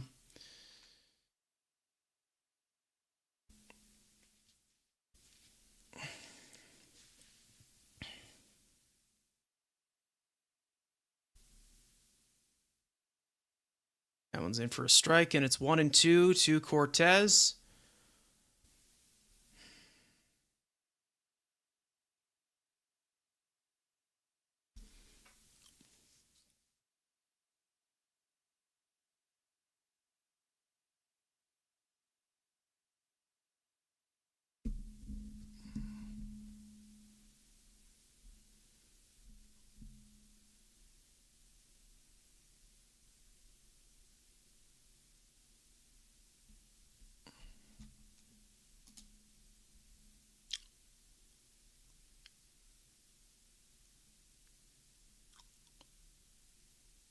Pickoff attempt, and Muncy gets back there into first safely.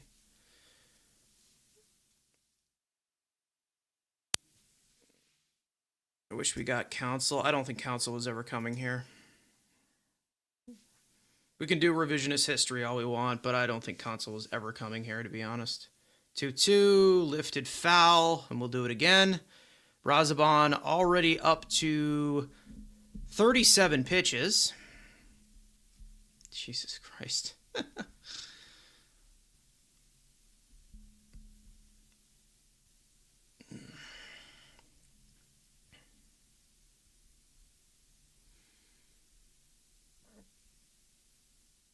That is tapped toward the middle of the diamond. Lindor steps on second, on over to first for a 6-6-3 double play to end the frame.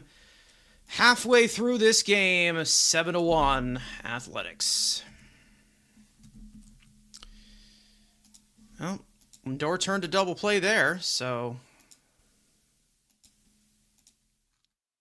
I don't know. I'm not, again, I'm giving them time to figure it out. I am. But I can't say that it isn't concerning. I'm just not, I don't have the merit right now to scream at the top of my lungs. At least not yet.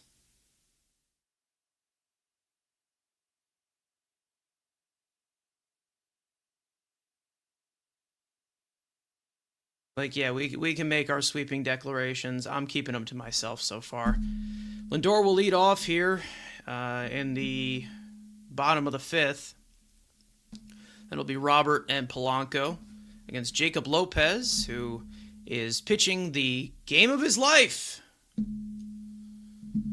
Some fans need to come to terms with the fact that Stearns is a clown.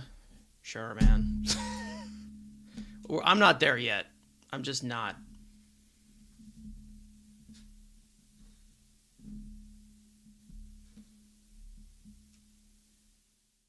We still can't hit lefties, apparently. To be honest, our best guy against left-handed pitching is Juan Soto, which is crazy to think about it. You don't have to convince me about Stearns. Listen, I'm not having the conversation right now. I'm just not.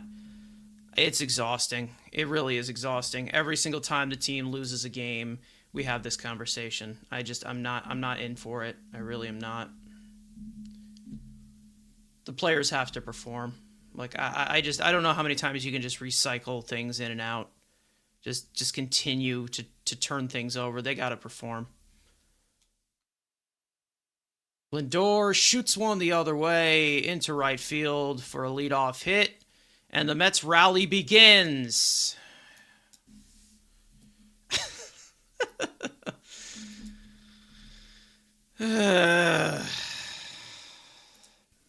Anyone else having fun? I'm having a blast.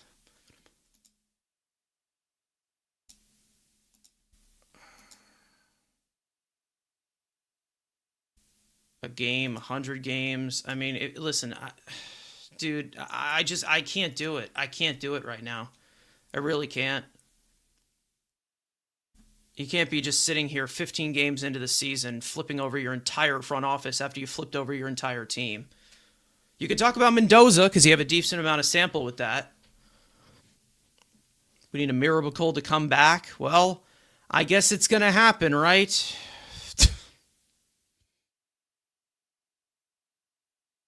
Maybe show some fight here. I don't know. Maybe make it 7-4-ish. I'm done scapegoating. I really am. Even though there will be scapegoats continuing on if they continue to lose. But this is just... That's a strike which probably should have been challenged, but who gives a lying shit? At this point, there's Brooks Raley warming up in the pen.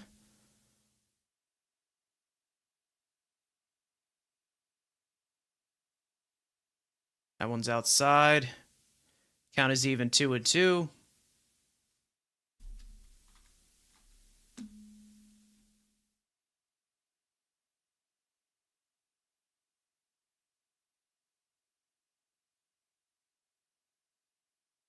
Exactly. We'll just continue to say it. It's like they would have done the exact same thing that they're doing right now.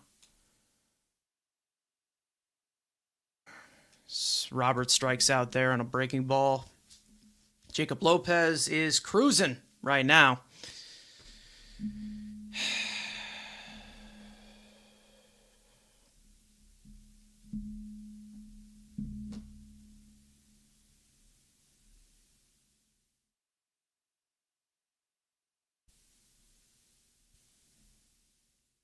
Here's Polanco. Swings and misses at a off-speed pitch. And it's 0-1. Polanco is 0 for 2 today. Ground out in a fielder's choice in the third.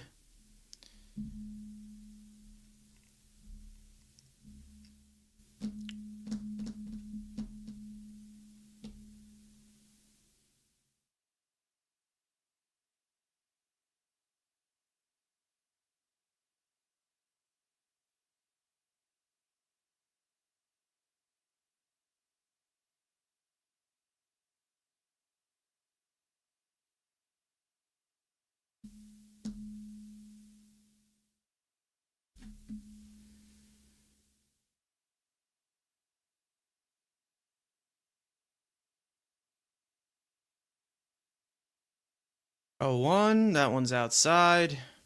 Counts even.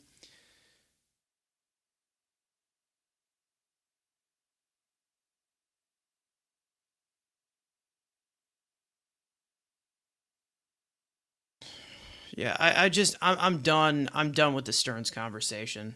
We'll address it if it needs to get addressed, but now I'm not going to sit here and Like, these are veteran. Most of these guys are veteran players. They've had success at this point. The next one to go will be Mendoza. It will be the next one. He will be the next one to go. I don't think Stearns is gone after this year as Polanco strikes out.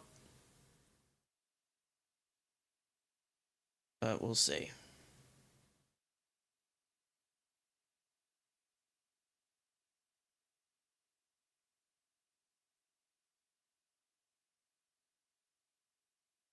Like, this is historically horrible what they're doing right now. Here's Bichette. Bichette pokes one. It will be a foul ball. Who signs the players? Stearns. Like, dude, I'm not having this conversation right now. Because it's just the same crap over and over again. It's boring. I'm bored. Just play baseball.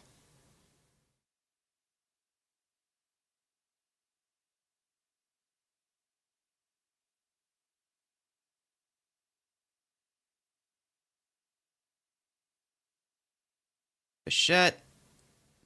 He flies one to right field. Back goes Butler onto the track at the wall. It is a home run for Bo Bichette. Yay! 2-run homer for Bo Bichette, his first as a Met. And it's now 7-3. Woohoo! Yay! Anyone else pumped? Anyone just get a shot of adrenaline? And see, that's why you don't give up. Because if you give up, it wouldn't be 7-3 right now. You see?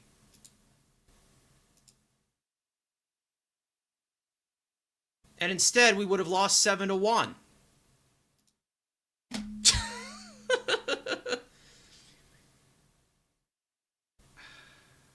Well,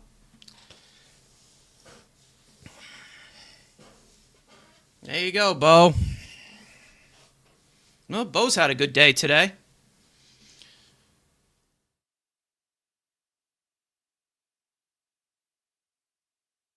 One to Vientos. That one sits high, but is a strike. Letter high strike. Is Vientos challenging this one?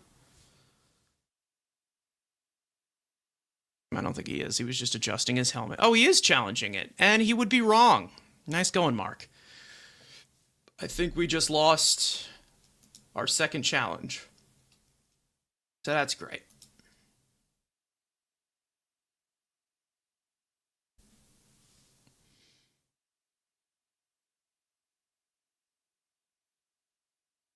You got one left? Okay.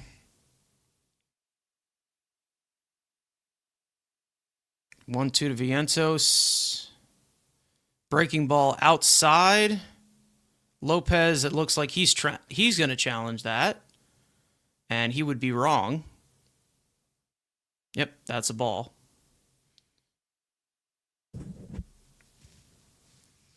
Counts even 2-2.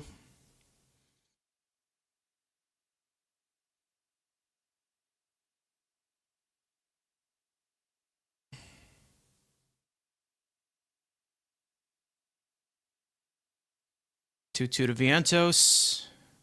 Skied high into right center field. Butler calling. He makes the catch. Side retired. But Bo Bichette gets the Mets a little closer. 2-run homer. His first as a Met. It is now 7-3 Athletics. Hey, well, guys, we'll get him next time, right?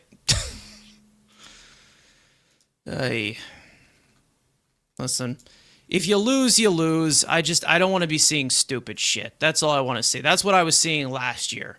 And that's why I was going after him, because I knew the MO of this team. I don't want to be seeing stupid shit.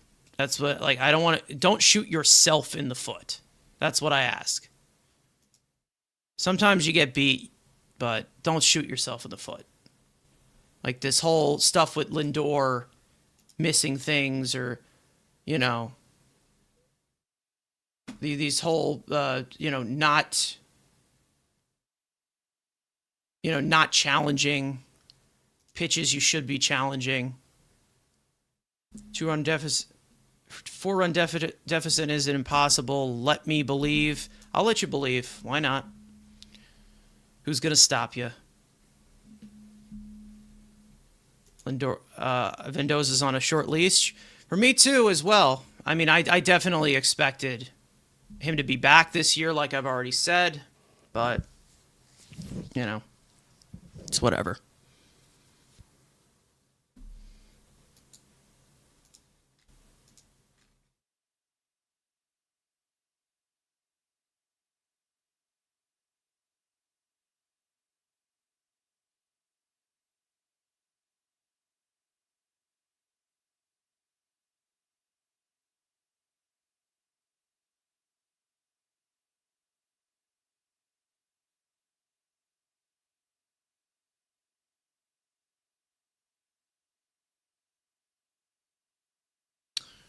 Okay.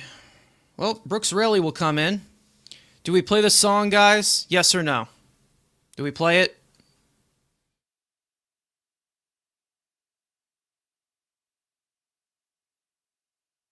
No?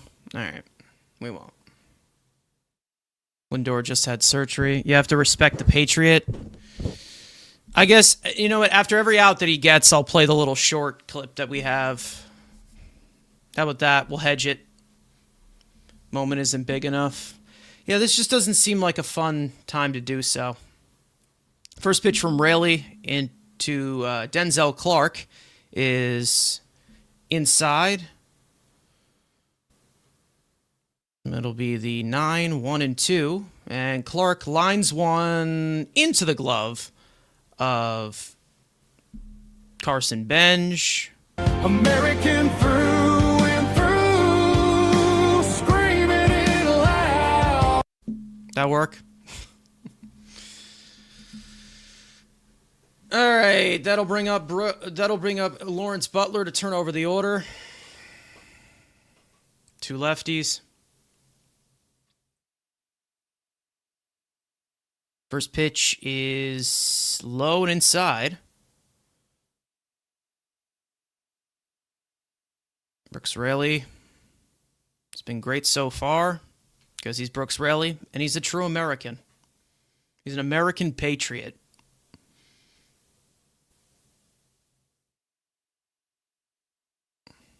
(2-0). Slashed foul on a sinker running in on his hands.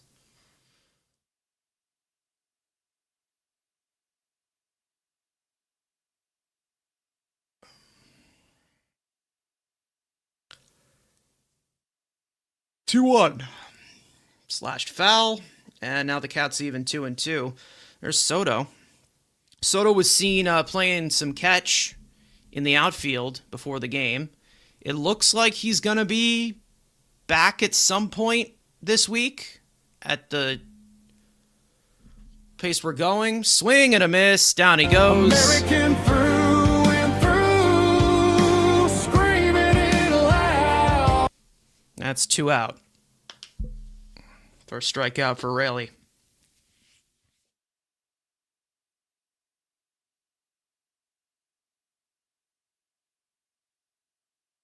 Yeah, I mean, if you miss Soto, I think this entire team misses him. I think it's pretty evident. All right, well, one more game against Oakland. I think it's either going to be like maybe the second game against LA or whatever, but they desperately need him. They desperately need Soto back. We'll see what happens. 2 out, nobody on, and here is Nick Kurtz. The burly, slugging first baseman. Quickly 2-0.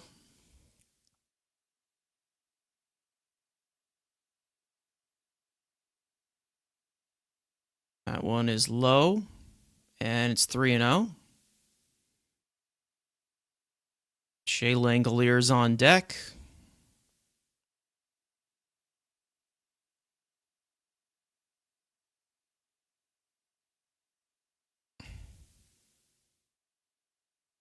.30. It's taken right down the middle, and it's 3-1 to Kurtz. Gary's wearing a pink tie.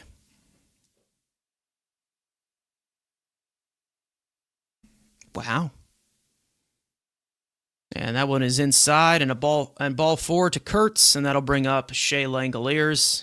2-out walk. So far, the Mets down 7-3.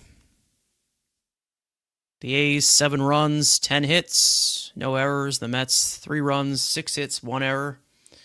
Here in the top of the 6th, there is a decent amount of outs to play with here for 2 runs, as the first pitch to Langoliers is lifted to center field. Onto a few steps to the warning track goes Robert as he makes the catch there to retire the side, as American through and through, screaming it loud. Okay. It's a bad look for Mendoza if this lackluster start continues past April. And that's the thing. It's just when you have new players like this and almost a completely different team, I'm pretty sure the opening day lineup had like 7 player swaps in it. They took out Kodai. Yeah, Kodai's been out of the game. He just got completely shellacked. He went Kodai Senga's final line, 2 innings and a third, 7 earned runs, 2 walks, 3 strikeouts. He gave up 2 homers. It was not a good day for Kodai Senga. Defense didn't do him much favors, but yeah, it has not looked good.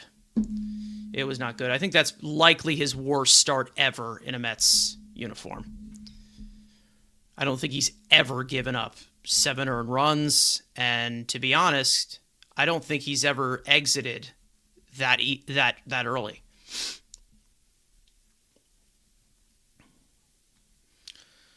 Definitely a ugly game all around. Let's just say that.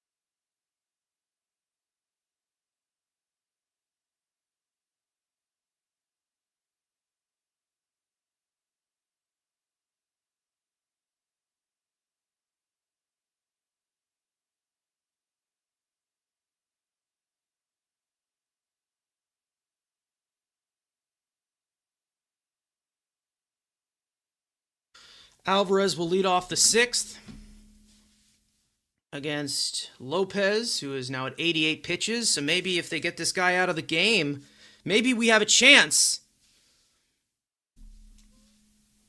Senga's first few starts have never felt sustainable. Him and Peterson won't be in the rotation for the entire year. I think Senga will be okay, but yeah, it was not a good game for him at all. Senga will definitely find a decent median. But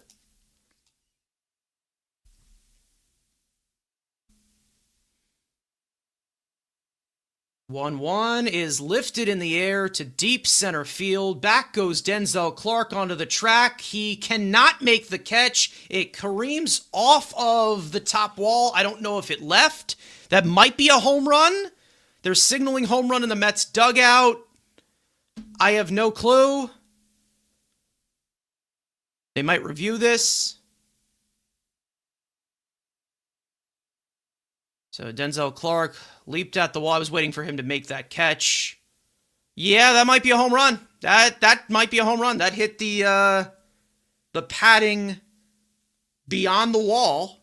And that's a home run. That might be a home run. I'll get confirmation because you never know. But it looks like it's about to be 7-4 here.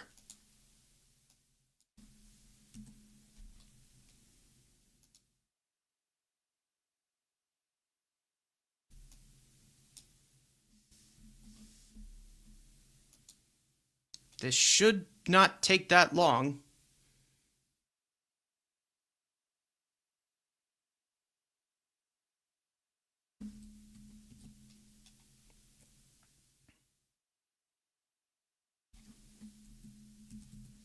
And it is a home run. So Francisco Alvarez with his third home run of the year, fourth? I'm not sure. But yay. Kind of anticlimactic, but hey.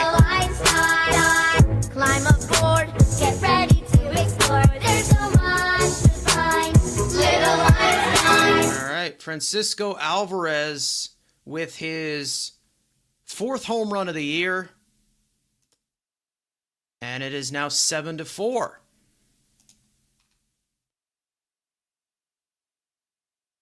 Here's Benj. First pitch, he bluffs a bunt, pulls it back, and it's low. 1-0. All right, well, never say never, right? Never say never.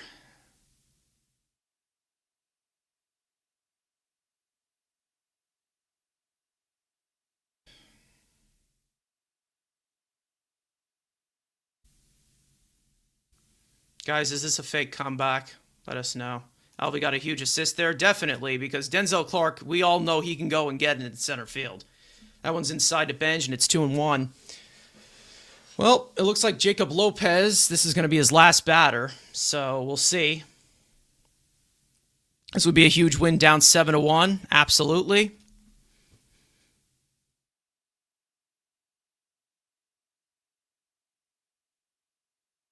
I'm a Padres fan, but I'm enjoying the stream. Thank you. Really appreciate it. For those of you in here, make sure to like the stream if you have not already. Subscribe, turn on those post notifications. Post-game coverage of this game around 9:30 tonight from Matt and Evan, or maybe just Matt, or maybe that. We could be, likely, it depends on the time we have. We might be doing call-ins from viewers. Might be.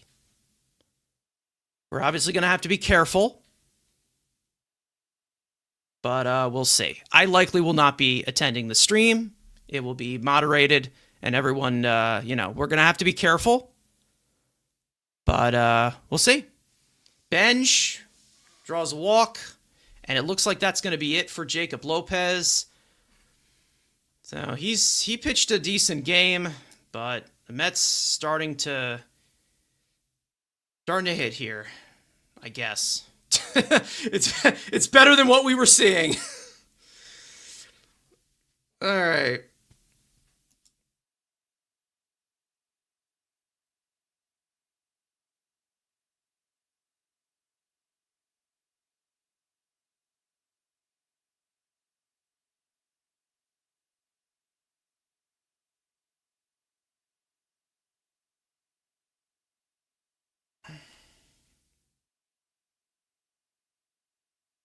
Yeah, everyone's got to be on their best behavior.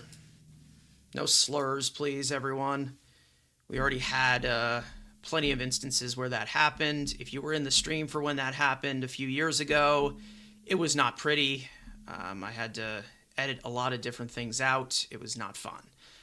And especially since it was on a podcast, so everyone's got to behave themselves.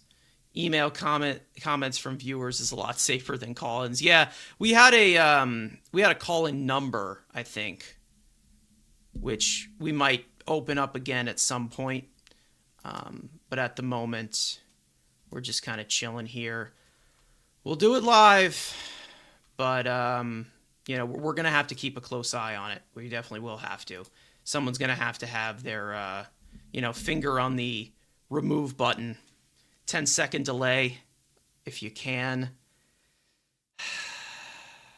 Yeah, we might have to do something like that.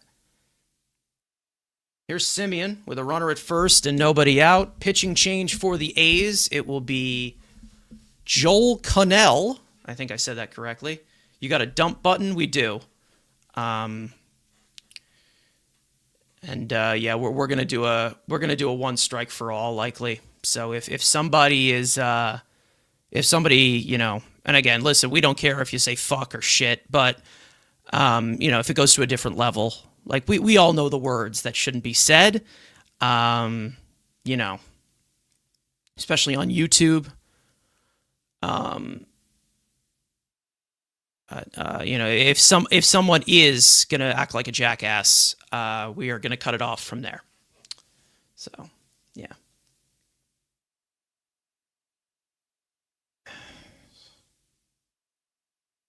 So there is gonna be one person that if it gets ruined for everyone, because we just can't have that. Simeon lines one into left field. That's gonna fall for a base hit.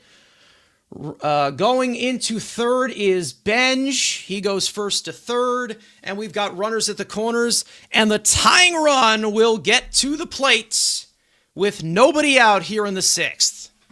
All right, Simeon. Awesome. You'll love to see it. And that'll bring up Tyrone Taylor. I swear to God, if they do what I think they're about to do, I am going to lose it. Don't do it. Don't you dare do it. Mendoza, don't you dare do it. Don't you dare. Don't do it. I swear. I swear. So Benj at third, runners at... He did it! He did it! I fucking knew it! I fucking knew it! I fucking knew it! Unbelievable! Brett Beatty will come in here to pinch hit for Tyrone Taylor. I just can't. First pitch is a fastball middle that is popped up because he can't pull shit, but it is going to be a sacrifice fly against the arm of Denzel Clark. That gets the run home. It works. Whatever. It's a run batted in for Brett. Good job there. They just can't help themselves, can they? They just can't help themselves, but whatever. It worked. I can't. Ugh! They just can't help themselves. Yet another. Whatever. But it's a sacrifice fly, so he got the job done. But it's like, how many times you go to the well like that? It's unbelievable. He's lucky it was a bad throw, exactly. But here's Lindor, tying run at the plate, like I said. Runner at first, Simeon. Still at first after that fly ball. Big chance here. Lindor, first pitch swinging, pops it up in left field. Back goes Soderstrom, has a little bit of trouble catching the ball, but he does. And there are two down. A's bullpen is imploding. Guys, say hi to my dad. This is my dad. He is a A's fan. Say hi. Be nice. Now we have to deal with Beatty in right field. Yeah, that's exactly why I'm not thrilled.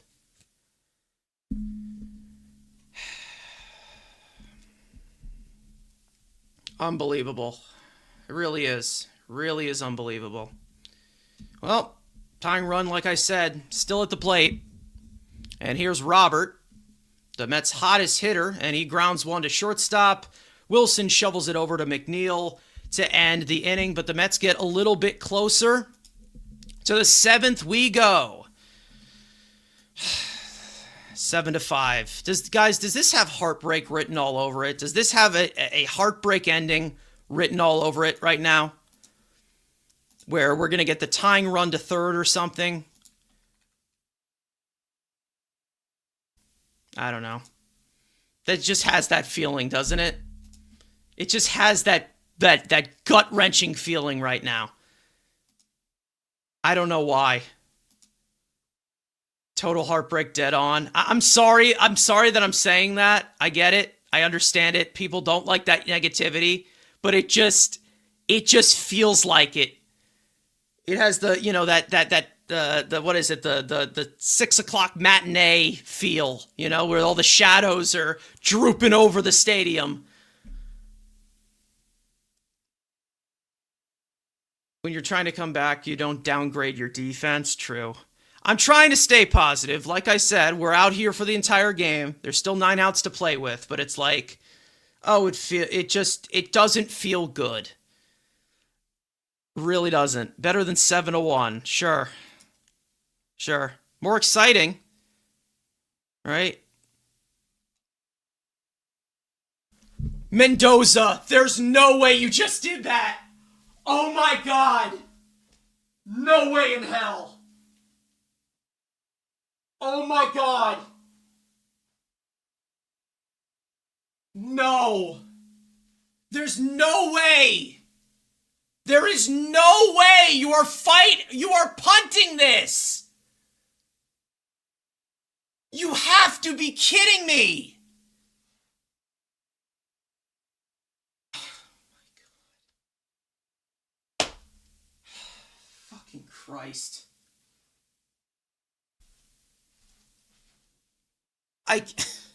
Whatever.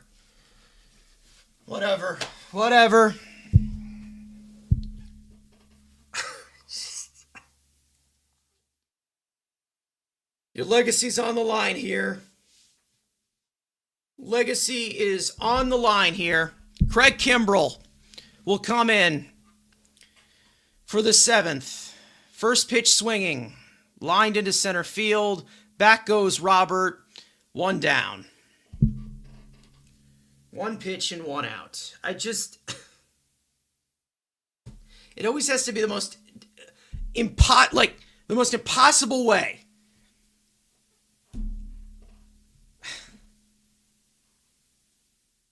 Unbelievable.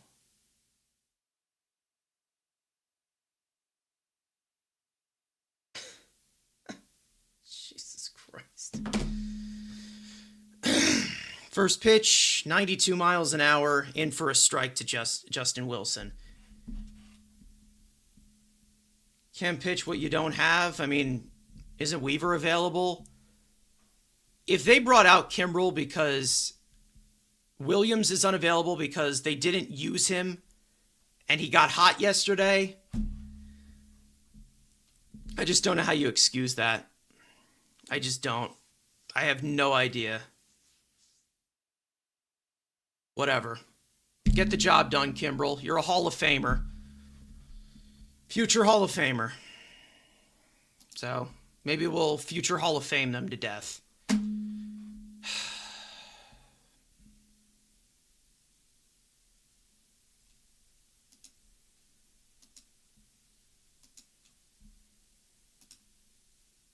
Check swing. Did he go? Yes, he did. Thank you.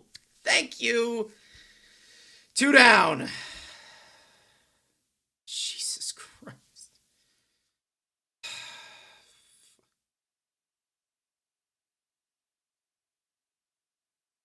Jacob Wilson was not happy with that call, but I am, because I want to see the least amount of this guy on the mound as possible. 5 pitches, 2 outs, and now you have to get through the big bad Jeff McNeil. First pitch is in for a strike, and it's 0-1.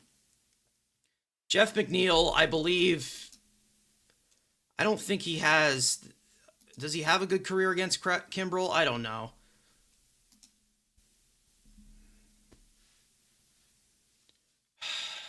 A 1, and that's a base hit into center field. Oh, God. Here we go. Yeah, Kimbrel does suck. He really does. Don't let this fool you. I'll tell you right now. Of course, Jeff hits him. Yeah. Was he the only one who had a good career against him? I know the Mets had, like, awful careers against Kimbrel. 3 hits today for the Squirrel. He is just beating us up. And now here's Max Muncy. Muncy is... He pretty sure had a single his last time up, but struck out the other 2 times. 5 hits and Jeff... Yep, I mean, it's expected, to be honest.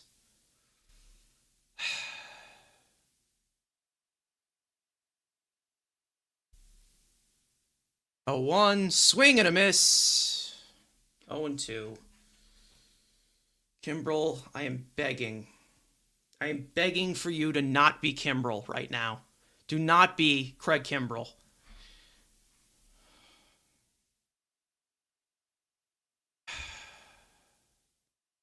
Please be a dot. Challenge it. Thank you, Alvy. He challenged something. A miracle. I don't know if he's going to get that correct, though. He did! Wow! Yeah! Look at that!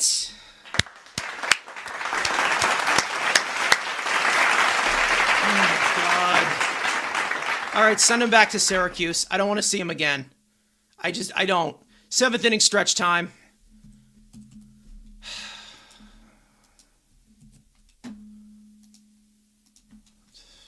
I swear to God, I don't want to see it. I don't want to see it. The fact that we have come to this now is insane.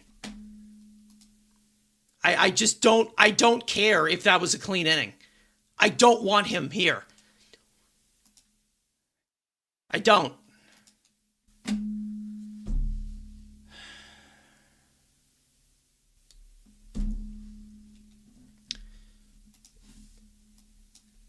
Seven runs on 11 hits.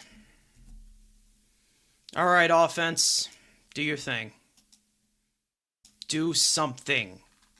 Anything. Please.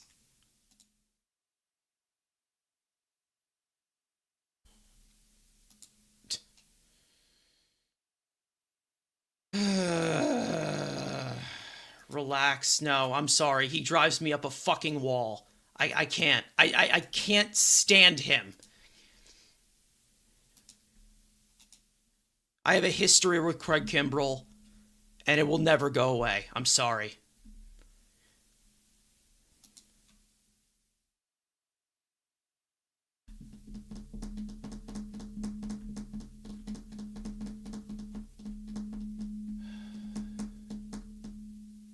Who's ready for Garcia in the 8th?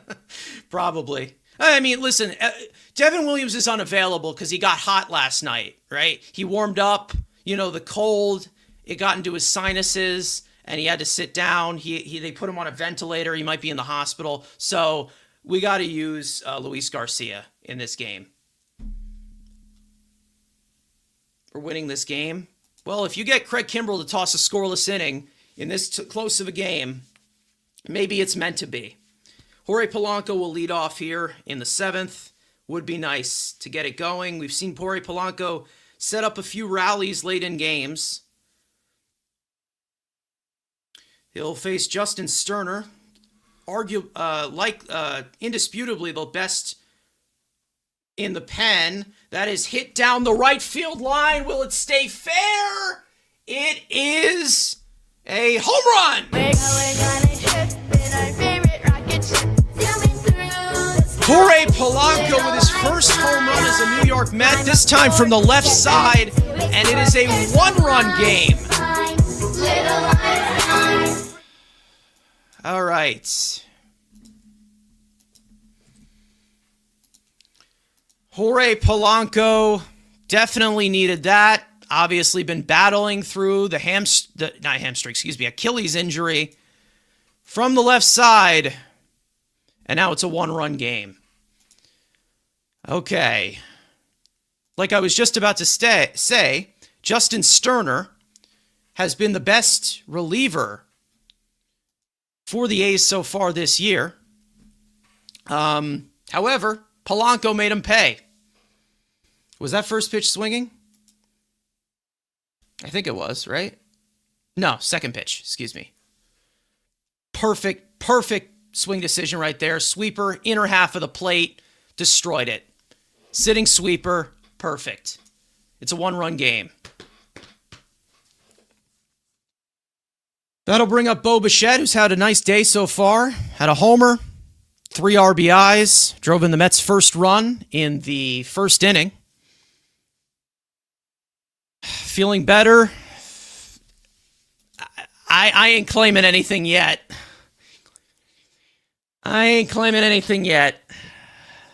Yep. Go Mets. For those of you in here, make sure to hit the like button if you have not already. Subscribe. Turn on post notifications. Do not miss post-game coverage of this game. Still down a run here. 2-2 to Bo Bichette. Misses. And it's now a full count. Mark Vientos on deck.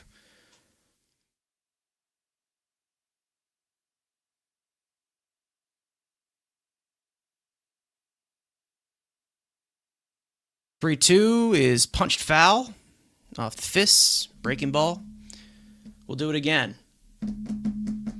Again, everyone say hi to my dad. Say hi to Dad of Mets Weekly. That's what we'll refer to him to as. 3-2. That one's fouled away. And Bichette seems to be locked in today. Really seems to be locked in. I hope.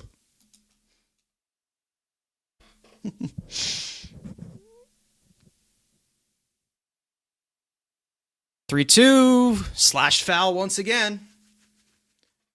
Wearing him down. Similar to what he did on opening day, right? But hopefully it doesn't end in that, right? Sorry. 3-2. Outside, and it didn't. Ball 4, and the tying run is on base. And that'll bring up Mark Vientos as, I don't know if we're getting a meeting on the mound here. No clue. But good AB there by Bo. Yep. Looks like we're getting a mound visit. Sterner, a little rocked here. Oh, by the way, guys, Brett Beatty came into the game. He stayed in the game, and he's now in right field. Got distracted by Kimbrel. Just making me nervous because he's Craig Kimbrel. All right, come on, Mark. Here we go. First pitch. That one misses. Vientos is 0 for 3, but he has actually swung the bat pretty well. And Luke Weaver is getting up in the pen, getting ready to pitch the 8th. So maybe Mendoza's learning from some mistakes. I don't know. 1-0. Swing and a miss at that breaking ball. Stop. Dude, enough. He can't find the plate. Settle down.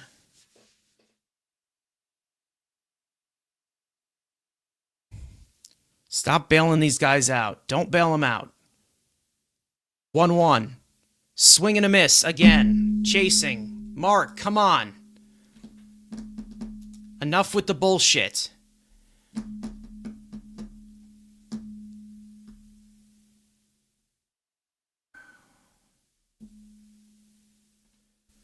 One, two, swing and a miss at a fastball.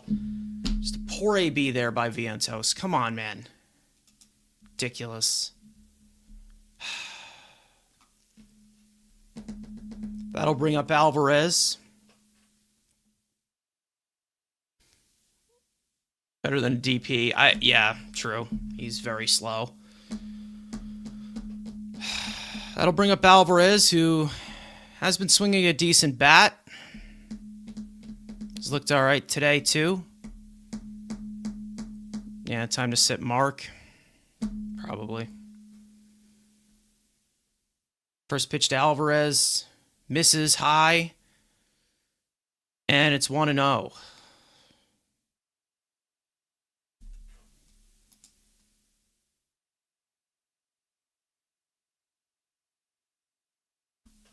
To Alvarez. And he takes that breaking ball in there for a strike, and the count's even. Do the A's have a closer? I believe it's either him or Hogan Harris, I believe. Hogan Harris has not had that great of a season so far. Sterner has actually been their best reliever. 1-1.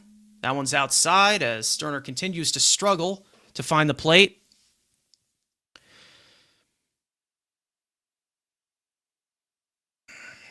Mets still have 8 outs to play with here. Down 1. They were down 7-1 earlier on. And they fought all the way back. The 2-1, and he stares at a fastball there, down and in. Likely hunting breaking ball. 2-2. Scott Barlow gets up in the pen, who has struggled this season as well. Has struggled for a while. 2-2. That is pounded into the ground. Past a diving Muncy and into left field. And now the lead run is at first. And the tying run is at second with 1 out. That'll bring up Carson Bench. My doppelganger. We look just like each other. We're also just as athletic as each other, too. If you didn't know. I may have lied. But who's going to fact check me? No one. Exactly. And it looks like we're going to get a mound visit here for the Athletics. Likely will be his final batter here. Maybe? Because he's facing a lefty.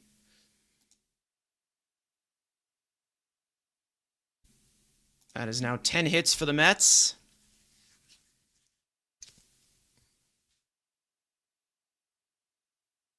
That'll bring up the kid, Carson Bench, who has been swinging a little bit better of a bat as of the last few days. Starting to get a hang of it in here against a righty.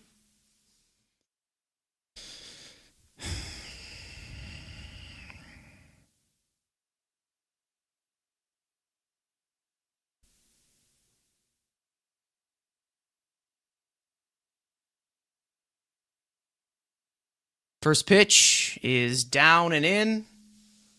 1-0.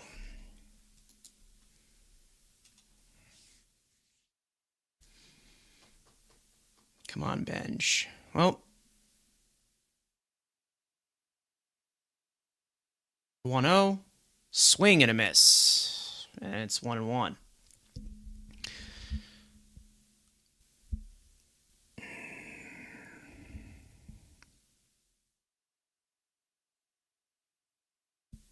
Base hit would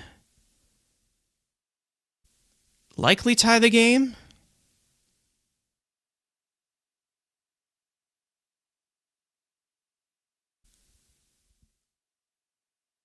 Bench lifts one into left field. Soderstrom is under it. He makes the catch. Bo Bichette does not go anywhere. And Alvarez retreats back to first. 2 down. That'll bring up Marcus Semien. Semien had a base hit his last time up. Did not go anywhere after. Yeah, I got you, Jay Bonick. I knew it was I know what reference that was. Benj was on that pitch. Yeah, he probably should have tried to pull it. Semien, high fly ball to left, right to Soderstrom. First pitch swinging, which he should not have done. But the Mets do get a little closer. It is now 7-6.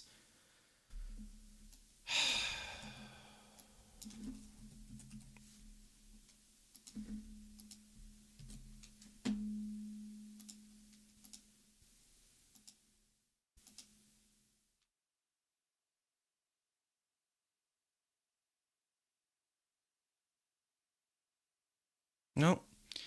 They definitely have hit today. So there's that.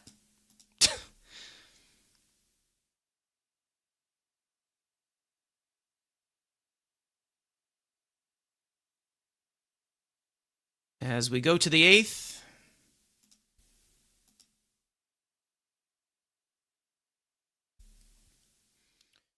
Six outs to play with for the Mets, and it looks like Luke Weaver is going to come in. 30 likes on the stream so far. Yeah, thank you guys so much for their support. For those of you who are new, make sure to hit the like button, subscribe, turn on post notifications. We are live for every single game. Tomorrow will be at 1:30. Also, make sure to tune in for post-game coverage. And also, the next day after every single series during the regular season is done, you have the Mets Weekly podcast, which will be live in between the watch-alongs. So, plenty of content. This would be one hell of a fake comeback. Yeah, it feels like the other shoe's going to drop, right? Whatever. Luke Weaver will come on to replace Craig Kimbrell.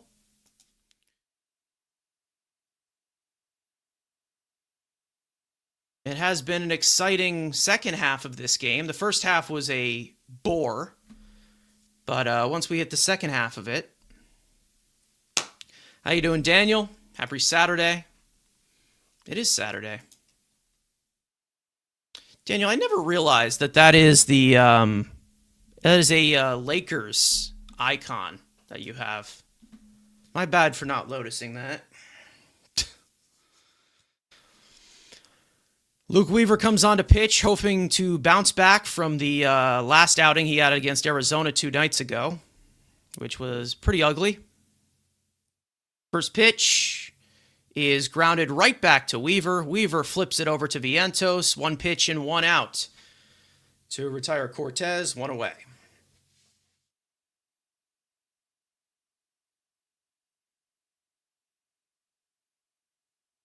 That'll bring up Denzel Clark, who has been swinging a decent... I mean, he actually has had some pretty good ABs.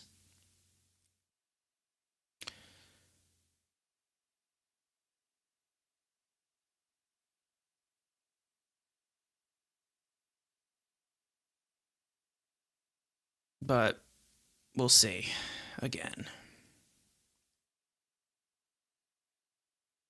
Denzel Clark, first pitch is low.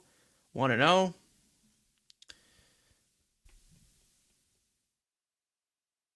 Yeah, for those of you in here, again, we do this for every game.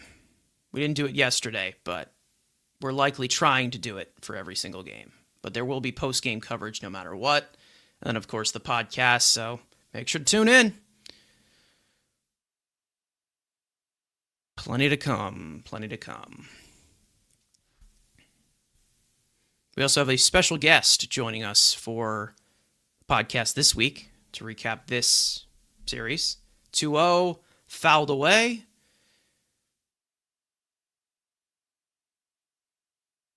So make sure to stay tuned for that. It's going to be very fun. Mark Leiter Jr. warming up in the A's bullpen. Looks like he's going to pitch the 8th. Against the 9-1-2 that is due up for the Mets. The 2-1, that one sails outside. 3-1 to Denzel Clark. Lawrence Butler on deck.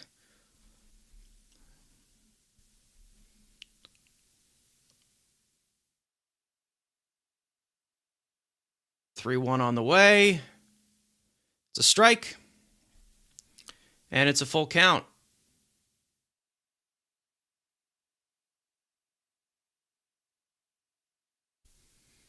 Luke Weaver, like I said, coming off a rough outing in the final game of the series against Arizona 2 nights ago. Was not pretty. Didn't have much help from his defense either, but definitely did not look sharp. 3-2.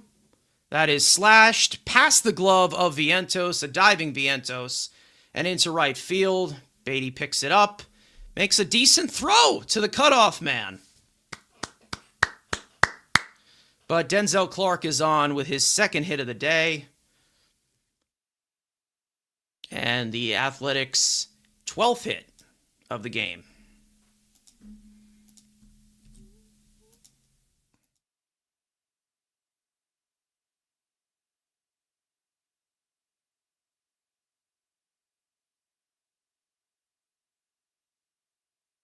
Here's Lawrence Butler to turn over the order. First pitch is in there for a strike. Fastball.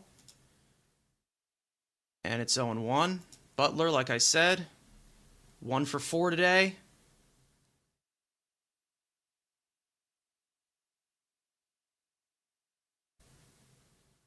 Breaking ball is in there for a strike, and it's quickly 0-2. We've got Shay in the chat as well, who has been coming through with these donations. Thank you for the $9.99. Keep up the good work. Passionate knowledge approach works. Absolutely, thank you to Shay. Thank you, as Weaver just steps off. So shout out to Shay, everyone. Spam some W's for Shay. I don't want to make it sound like a Twitch stream, but thank you. Thank you, Shay. Really appreciate it. Like we said, super chats are accepted. They are not required. But thank you guys for the support. That one is low and is 1-2 to Butler. Kurtz on deck.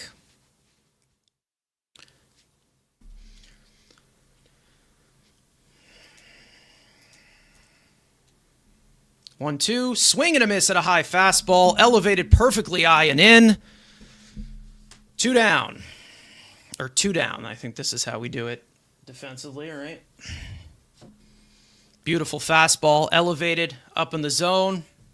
Good rise on that. Yeah. Shout out to the 2 donators for today. Earlier on, and then, of course, early on, which was, I believe, Garo Frederick. So thank you to him. And thank you to Shay Costello.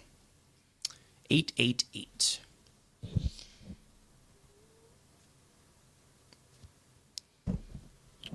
So here's Kurtz. Kurtz is the only one in the A's lineup that's hitless. Why did I just say that? I shouldn't have said that. That was really dumb of me, huh?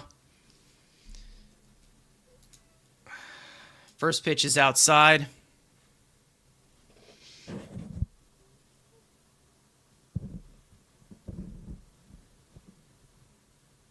Next pitch is outside as well, and it's quickly 2-0. I shouldn't have done that. I'm sorry. I really apologize for that, guys. I really should not have done that. This one's on me. I mean, he did walk, so he did reach base, but I shouldn't have done that. That was dumb. I apologize. Now it's 3-0. As that one misses. I'm sorry. Apologies.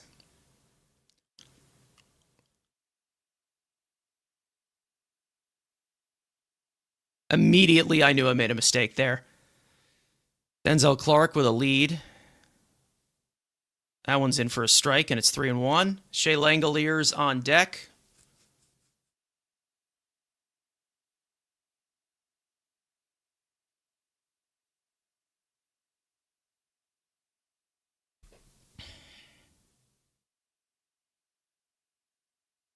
Three one, fouled away, and that rides a full count.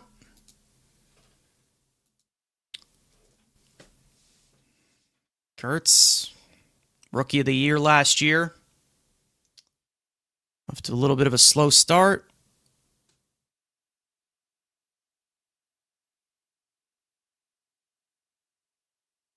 Three-two pitch. That one is low, ball 4. And that'll put 2 men on with 2 out. And that'll bring up one of the hottest hitters in all of baseball to start the year, Shea Langoliers. There's a look at Mendoza.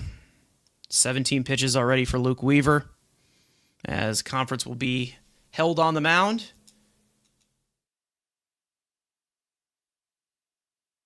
With pitching coach Justin Willard on how to get this guy, Shea Langoliers, out. Langoliers in his career is 2 for 4 against Weaver with a home run. So he definitely has... Okay. This is a big out to get right here.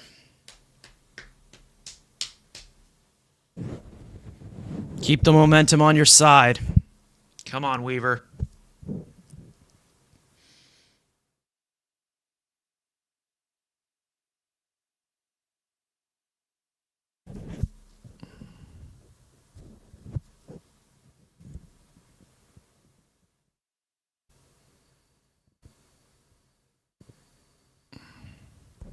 First pitch to Langoliers. Misses inside, and it's 1-0. Luke Weaver having a little bit of trouble with his command here. The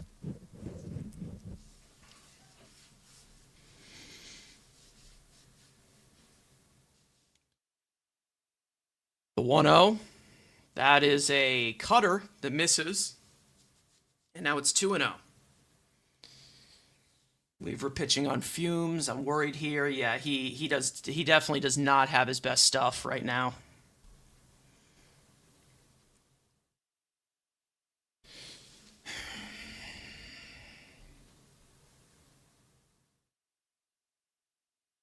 And Weaver steps off, so there's a disengagement.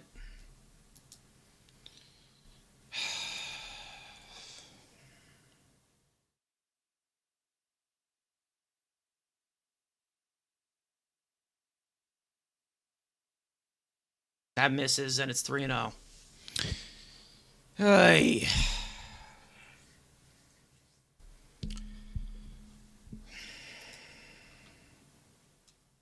Weaver has already walked one in the inning so far.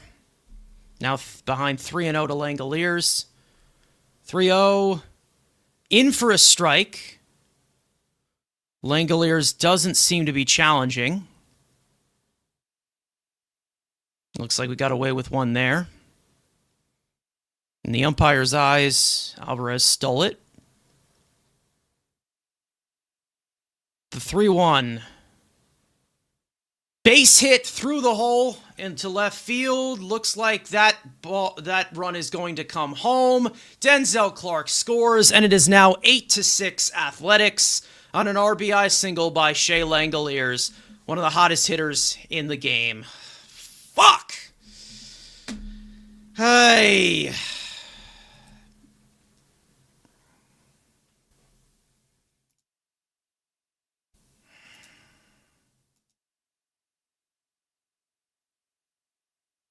Weaver needed to make a pitch.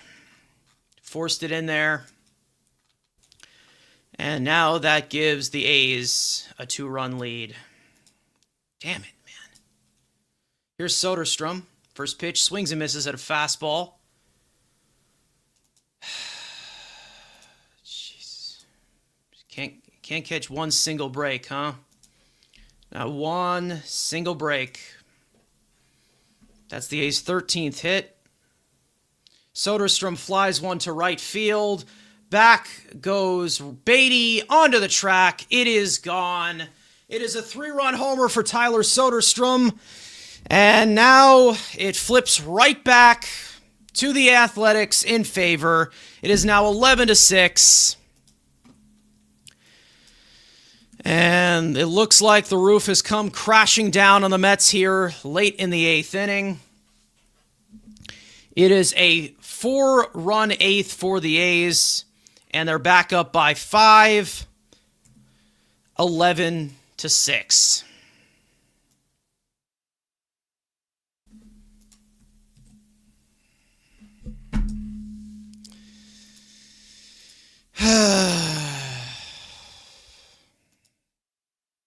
Constant punches to the gut here.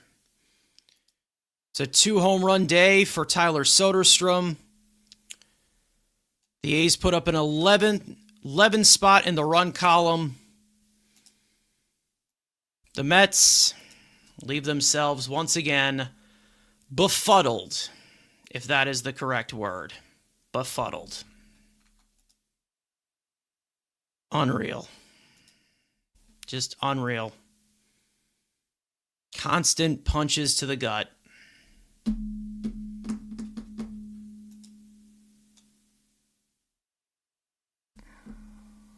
Ground out as Jacob Wilson will end the inning. However, the A's get 4 runs back in that inning. They lead by 5, 11-6 Athletics going into the bottom of the 8th. Luke Weaver, man. Jesus.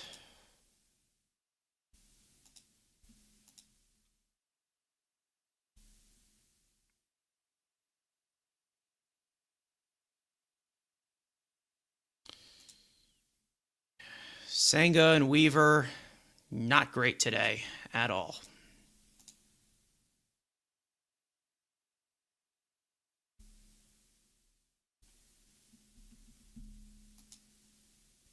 They score 6, and now the pitching sucks, yeah.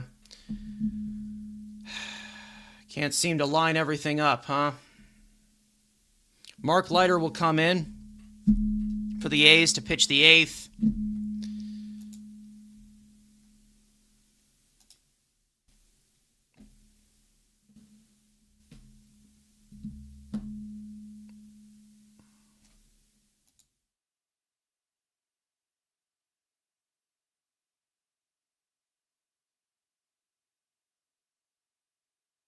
Oh, man.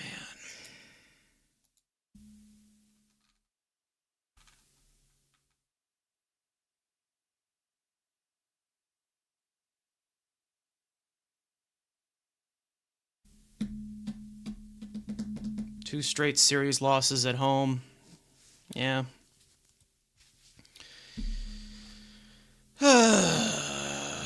Should have kept Kimbrel in. I think that probably would have been the same result. I'm not going to lie. I really would have. I'm confident that it would have been. Would have pitched right into the wheelhouse. Another example of, left-handed hitters teeing off is another reason why they miss A.J. Minter.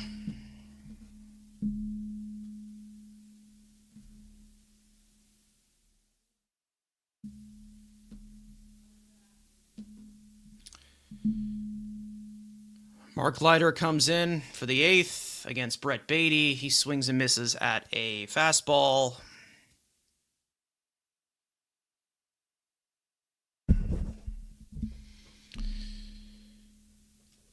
It's cold, though. I mean, they have been hitting. So, but, of course, the pitching couldn't do shit. Beatty fouls that away, and it's 0-2.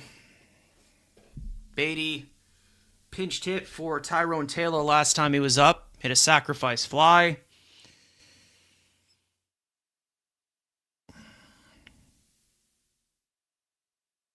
That one's outside, and it's 1-2.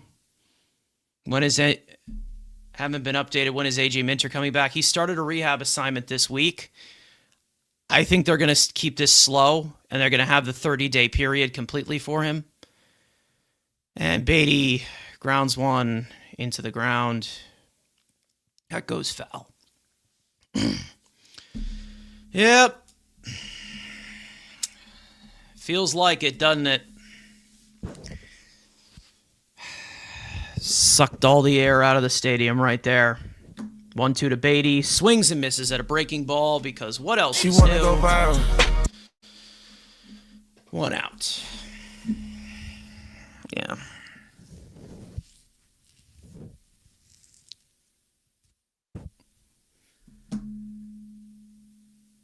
Beatty can't hit a breaking ball. He can't identify it. He can't hit it. He can't lift it. It's the same thing every year.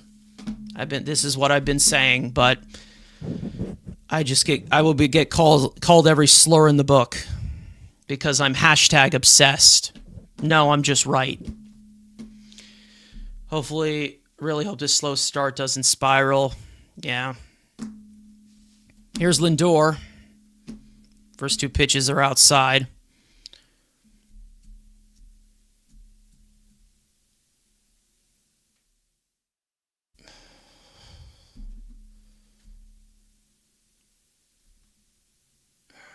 That one's in for a strike, and it's 2-1. Carson, all shows you seem fired up. Maybe the locker room can use you in there.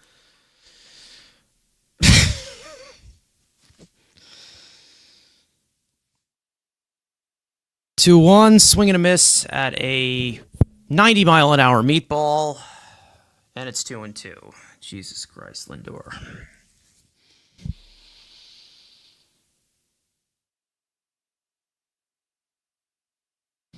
Well, I mean, I'm going to the game tomorrow, so maybe I can hop the fence, get into the clubhouse.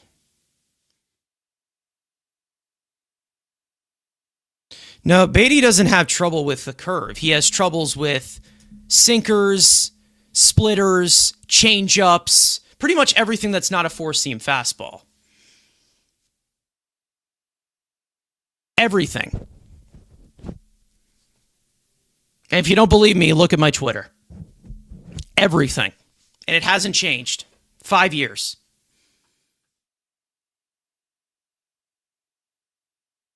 Swing and a miss, and down goes Lindor. 2 down.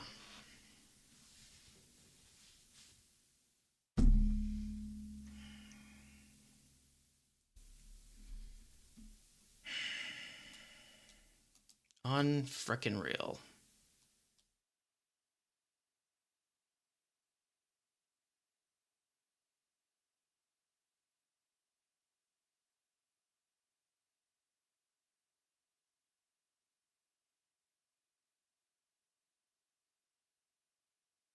Here's Robert.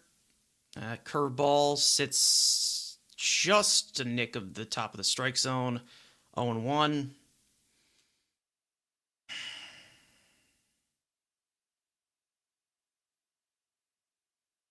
The 0-1. Lifted high, popped up behind the plate. Langeliers sheds the mask, but it's out of play. And it's 0-2.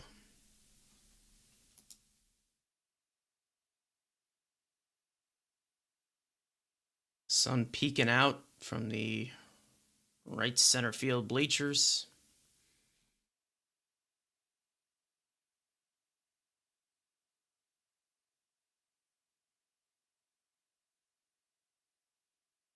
The 0-2, did he hold it? He didn't. Okay. And that's strike 3, and Robert is down on strikes. Now they're swinging at everything. Yeah.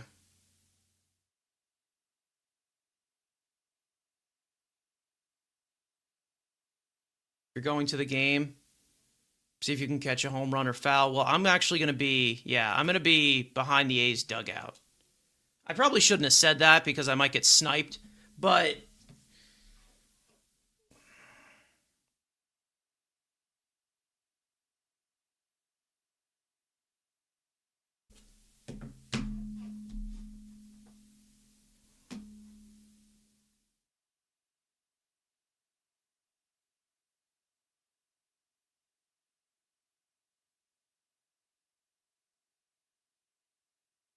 all right, so it looks like Luis Garcia is going to get the 9th, which expected.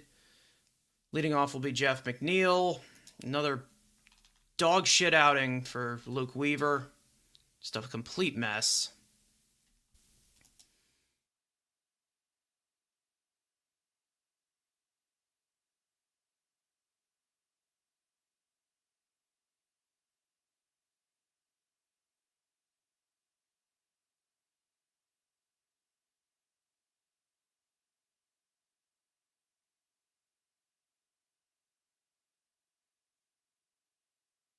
Get a selfie with McNeil if you're behind the dugout. I might. I don't know. I might have a chat with him. I might say I miss him.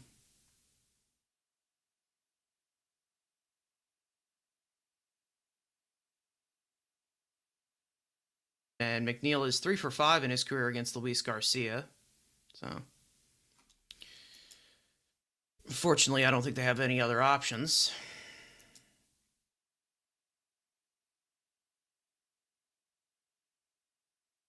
If that's the case, say hi to our old friend Jeff McNeil. Yeah. I'm gonna tell him I miss him and that this team would be so different if he was here. Which is not true, by the way.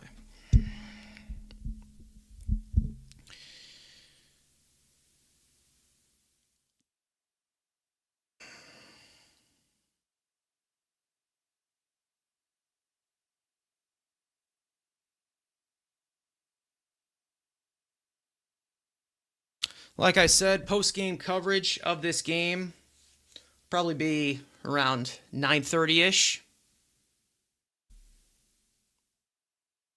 Matt will be there. Likely Evan. Get Beatty to sign a ball for you.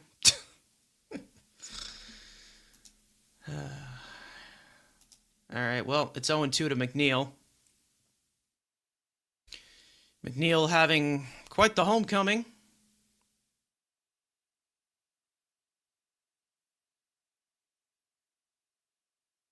The 0-2. That is tapped to the right side. Bichette charging it, throwing on the run. And he's got him. It's the name Mets. It's cursed. Might be.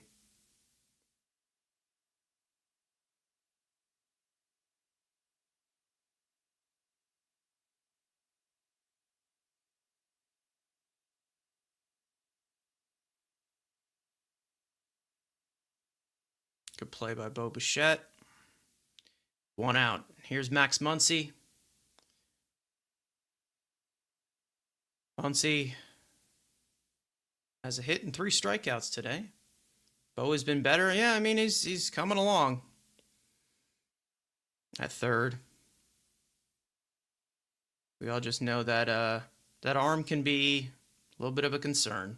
But it's a long season. Tap down the third base line. Foul. And it's 0-2. Been live for 3 hours. Over 3 hours. So, thank you to everybody who's tuned in. Thank you to the donations as well. Really appreciate it. That is poked through the right field hole into right field. That's a base hit. The 15th hit of the day for the A's.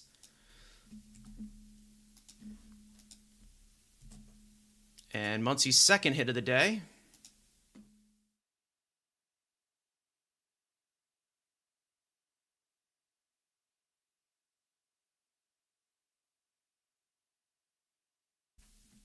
Long ass game. So much for the pitch clock. I actually went to a Mets-A's game 2 years ago at Citi Field. I don't know if you guys remember this, but there was like a combined 17 walks in that game. It was just brutal. Just full on brutal. Razabon was one of those pitchers, I believe. Jose Quintana was awful. I think that was actually Jose Quintana's last bad start until he went into that good run into September. The J.J. Bleday grand slam against Familia. Yep. Swing and a miss. And it's 1-2. Yeah, Luis Garcia is definitely going to be the next one to go, it looks like. If they do make a bullpen change. He signed for less than $2 million. 1-2. Slap foul into this third base seats. We'll do it again.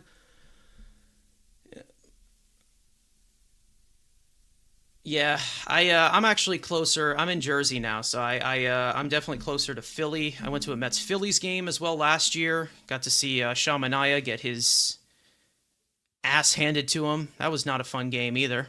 That was the game where I think Mendoza and Manaea were like talking in the dugout. The one time that it seemed like Carlos Mendoza took initiative.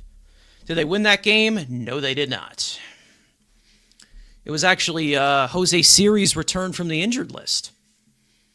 Yeah, it's a monumental day. 1-2. That one's low. Back pick by Alvarez, and Muncy's back there safely. Yeah, the Mets. No, the Mets A's game, they did not win. They almost they got very close. It actually was like 7-6 around this certainty.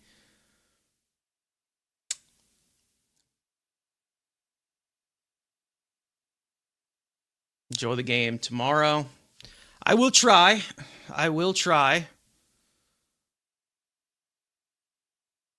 If anybody is at the game, you can say hi. Just don't beat me up because of Brett Beatty, because Brett Beatty's horrible. That's what I suggest. That one is tapped in front of the plate. Is that a fair ball? I have no idea. Runner moves over to second as Muncy, but I guess that is going to be a 2-3 putout. 2 down.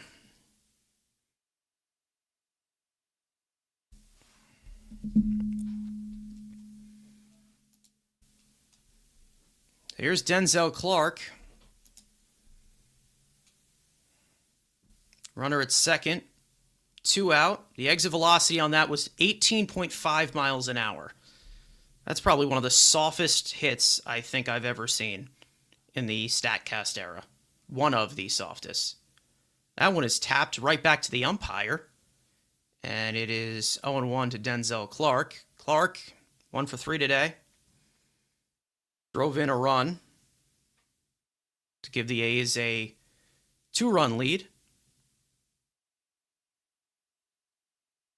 The 0-1. Check swing. Did he go? No, he did not. Count is even. Should Beatty be sent down to AAA? I mean,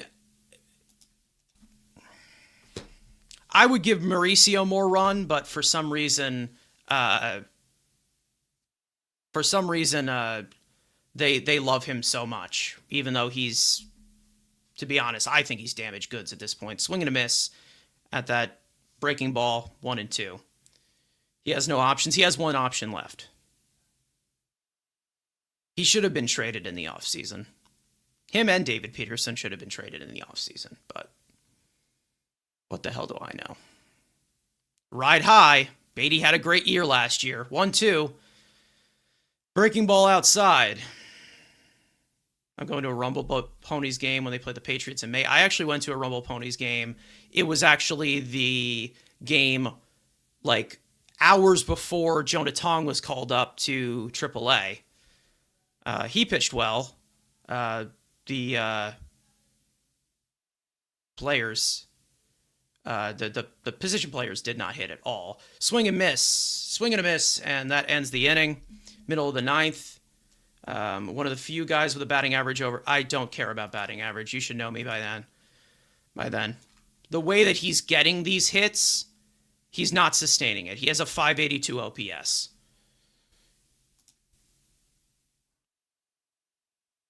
Ah, whoops. All right, well, we go to the bottom of the 9th here. Mets have 3 outs to play with. Jesus Christ. Been live too long.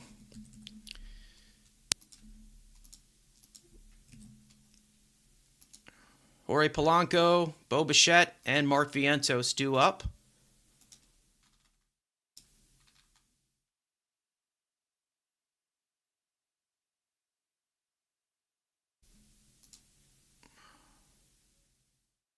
So who's hitting better? Guys on the team that don't have a 582 OPS. 2027 is our year.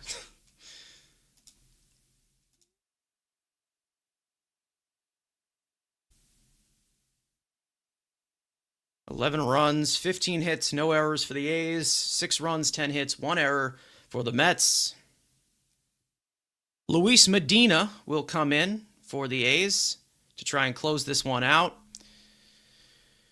Against 3, 4, and 5 in the lineup. And who is that? It doesn't matter. It's not going to sustain. He's now down to 245. So this is also not correct.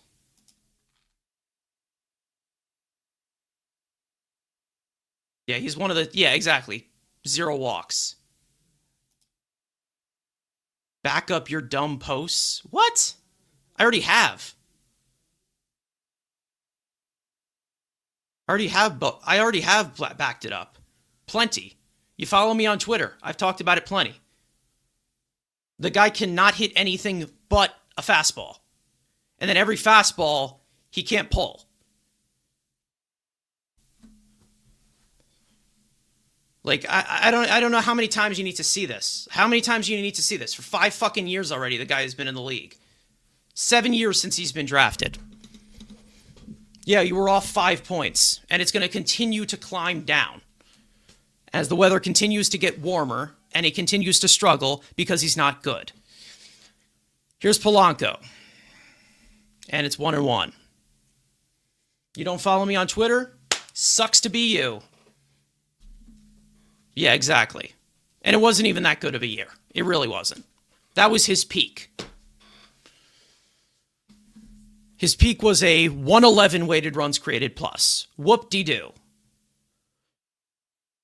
He is a career 88 weighted runs created plus hitter.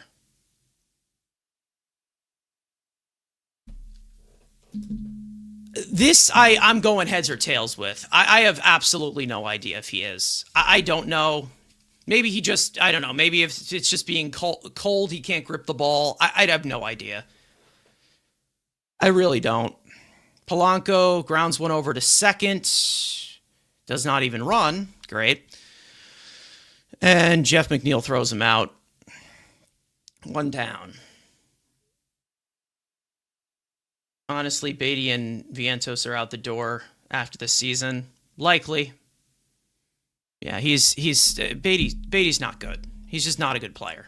I don't know what to tell you guys anymore. You've been had. I don't know what to tell you. It's the same shit every year. Here's Bo Bichette. Swings and misses at the first pitch. 0-1.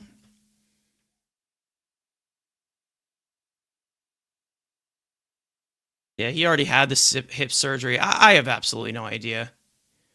Yeah, he eats a crumble cookie. Good for him. She want to go viral. That one's in for a strike, and it's 0-1.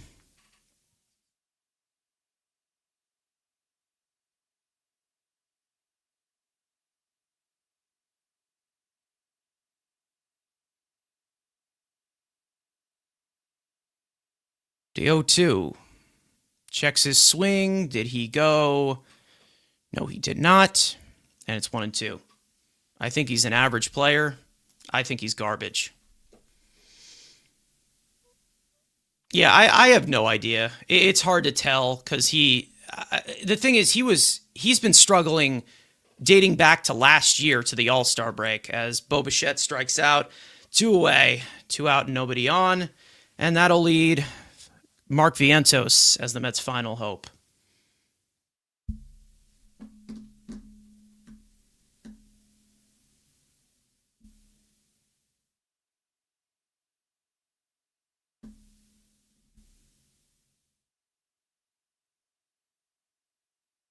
First pitch is outside, and it's 1-0. Franchise needs to develop some hitters for once. Yeah, listen, I think that they will, but the last wave of these guys, I think they do need to move on from. I really do.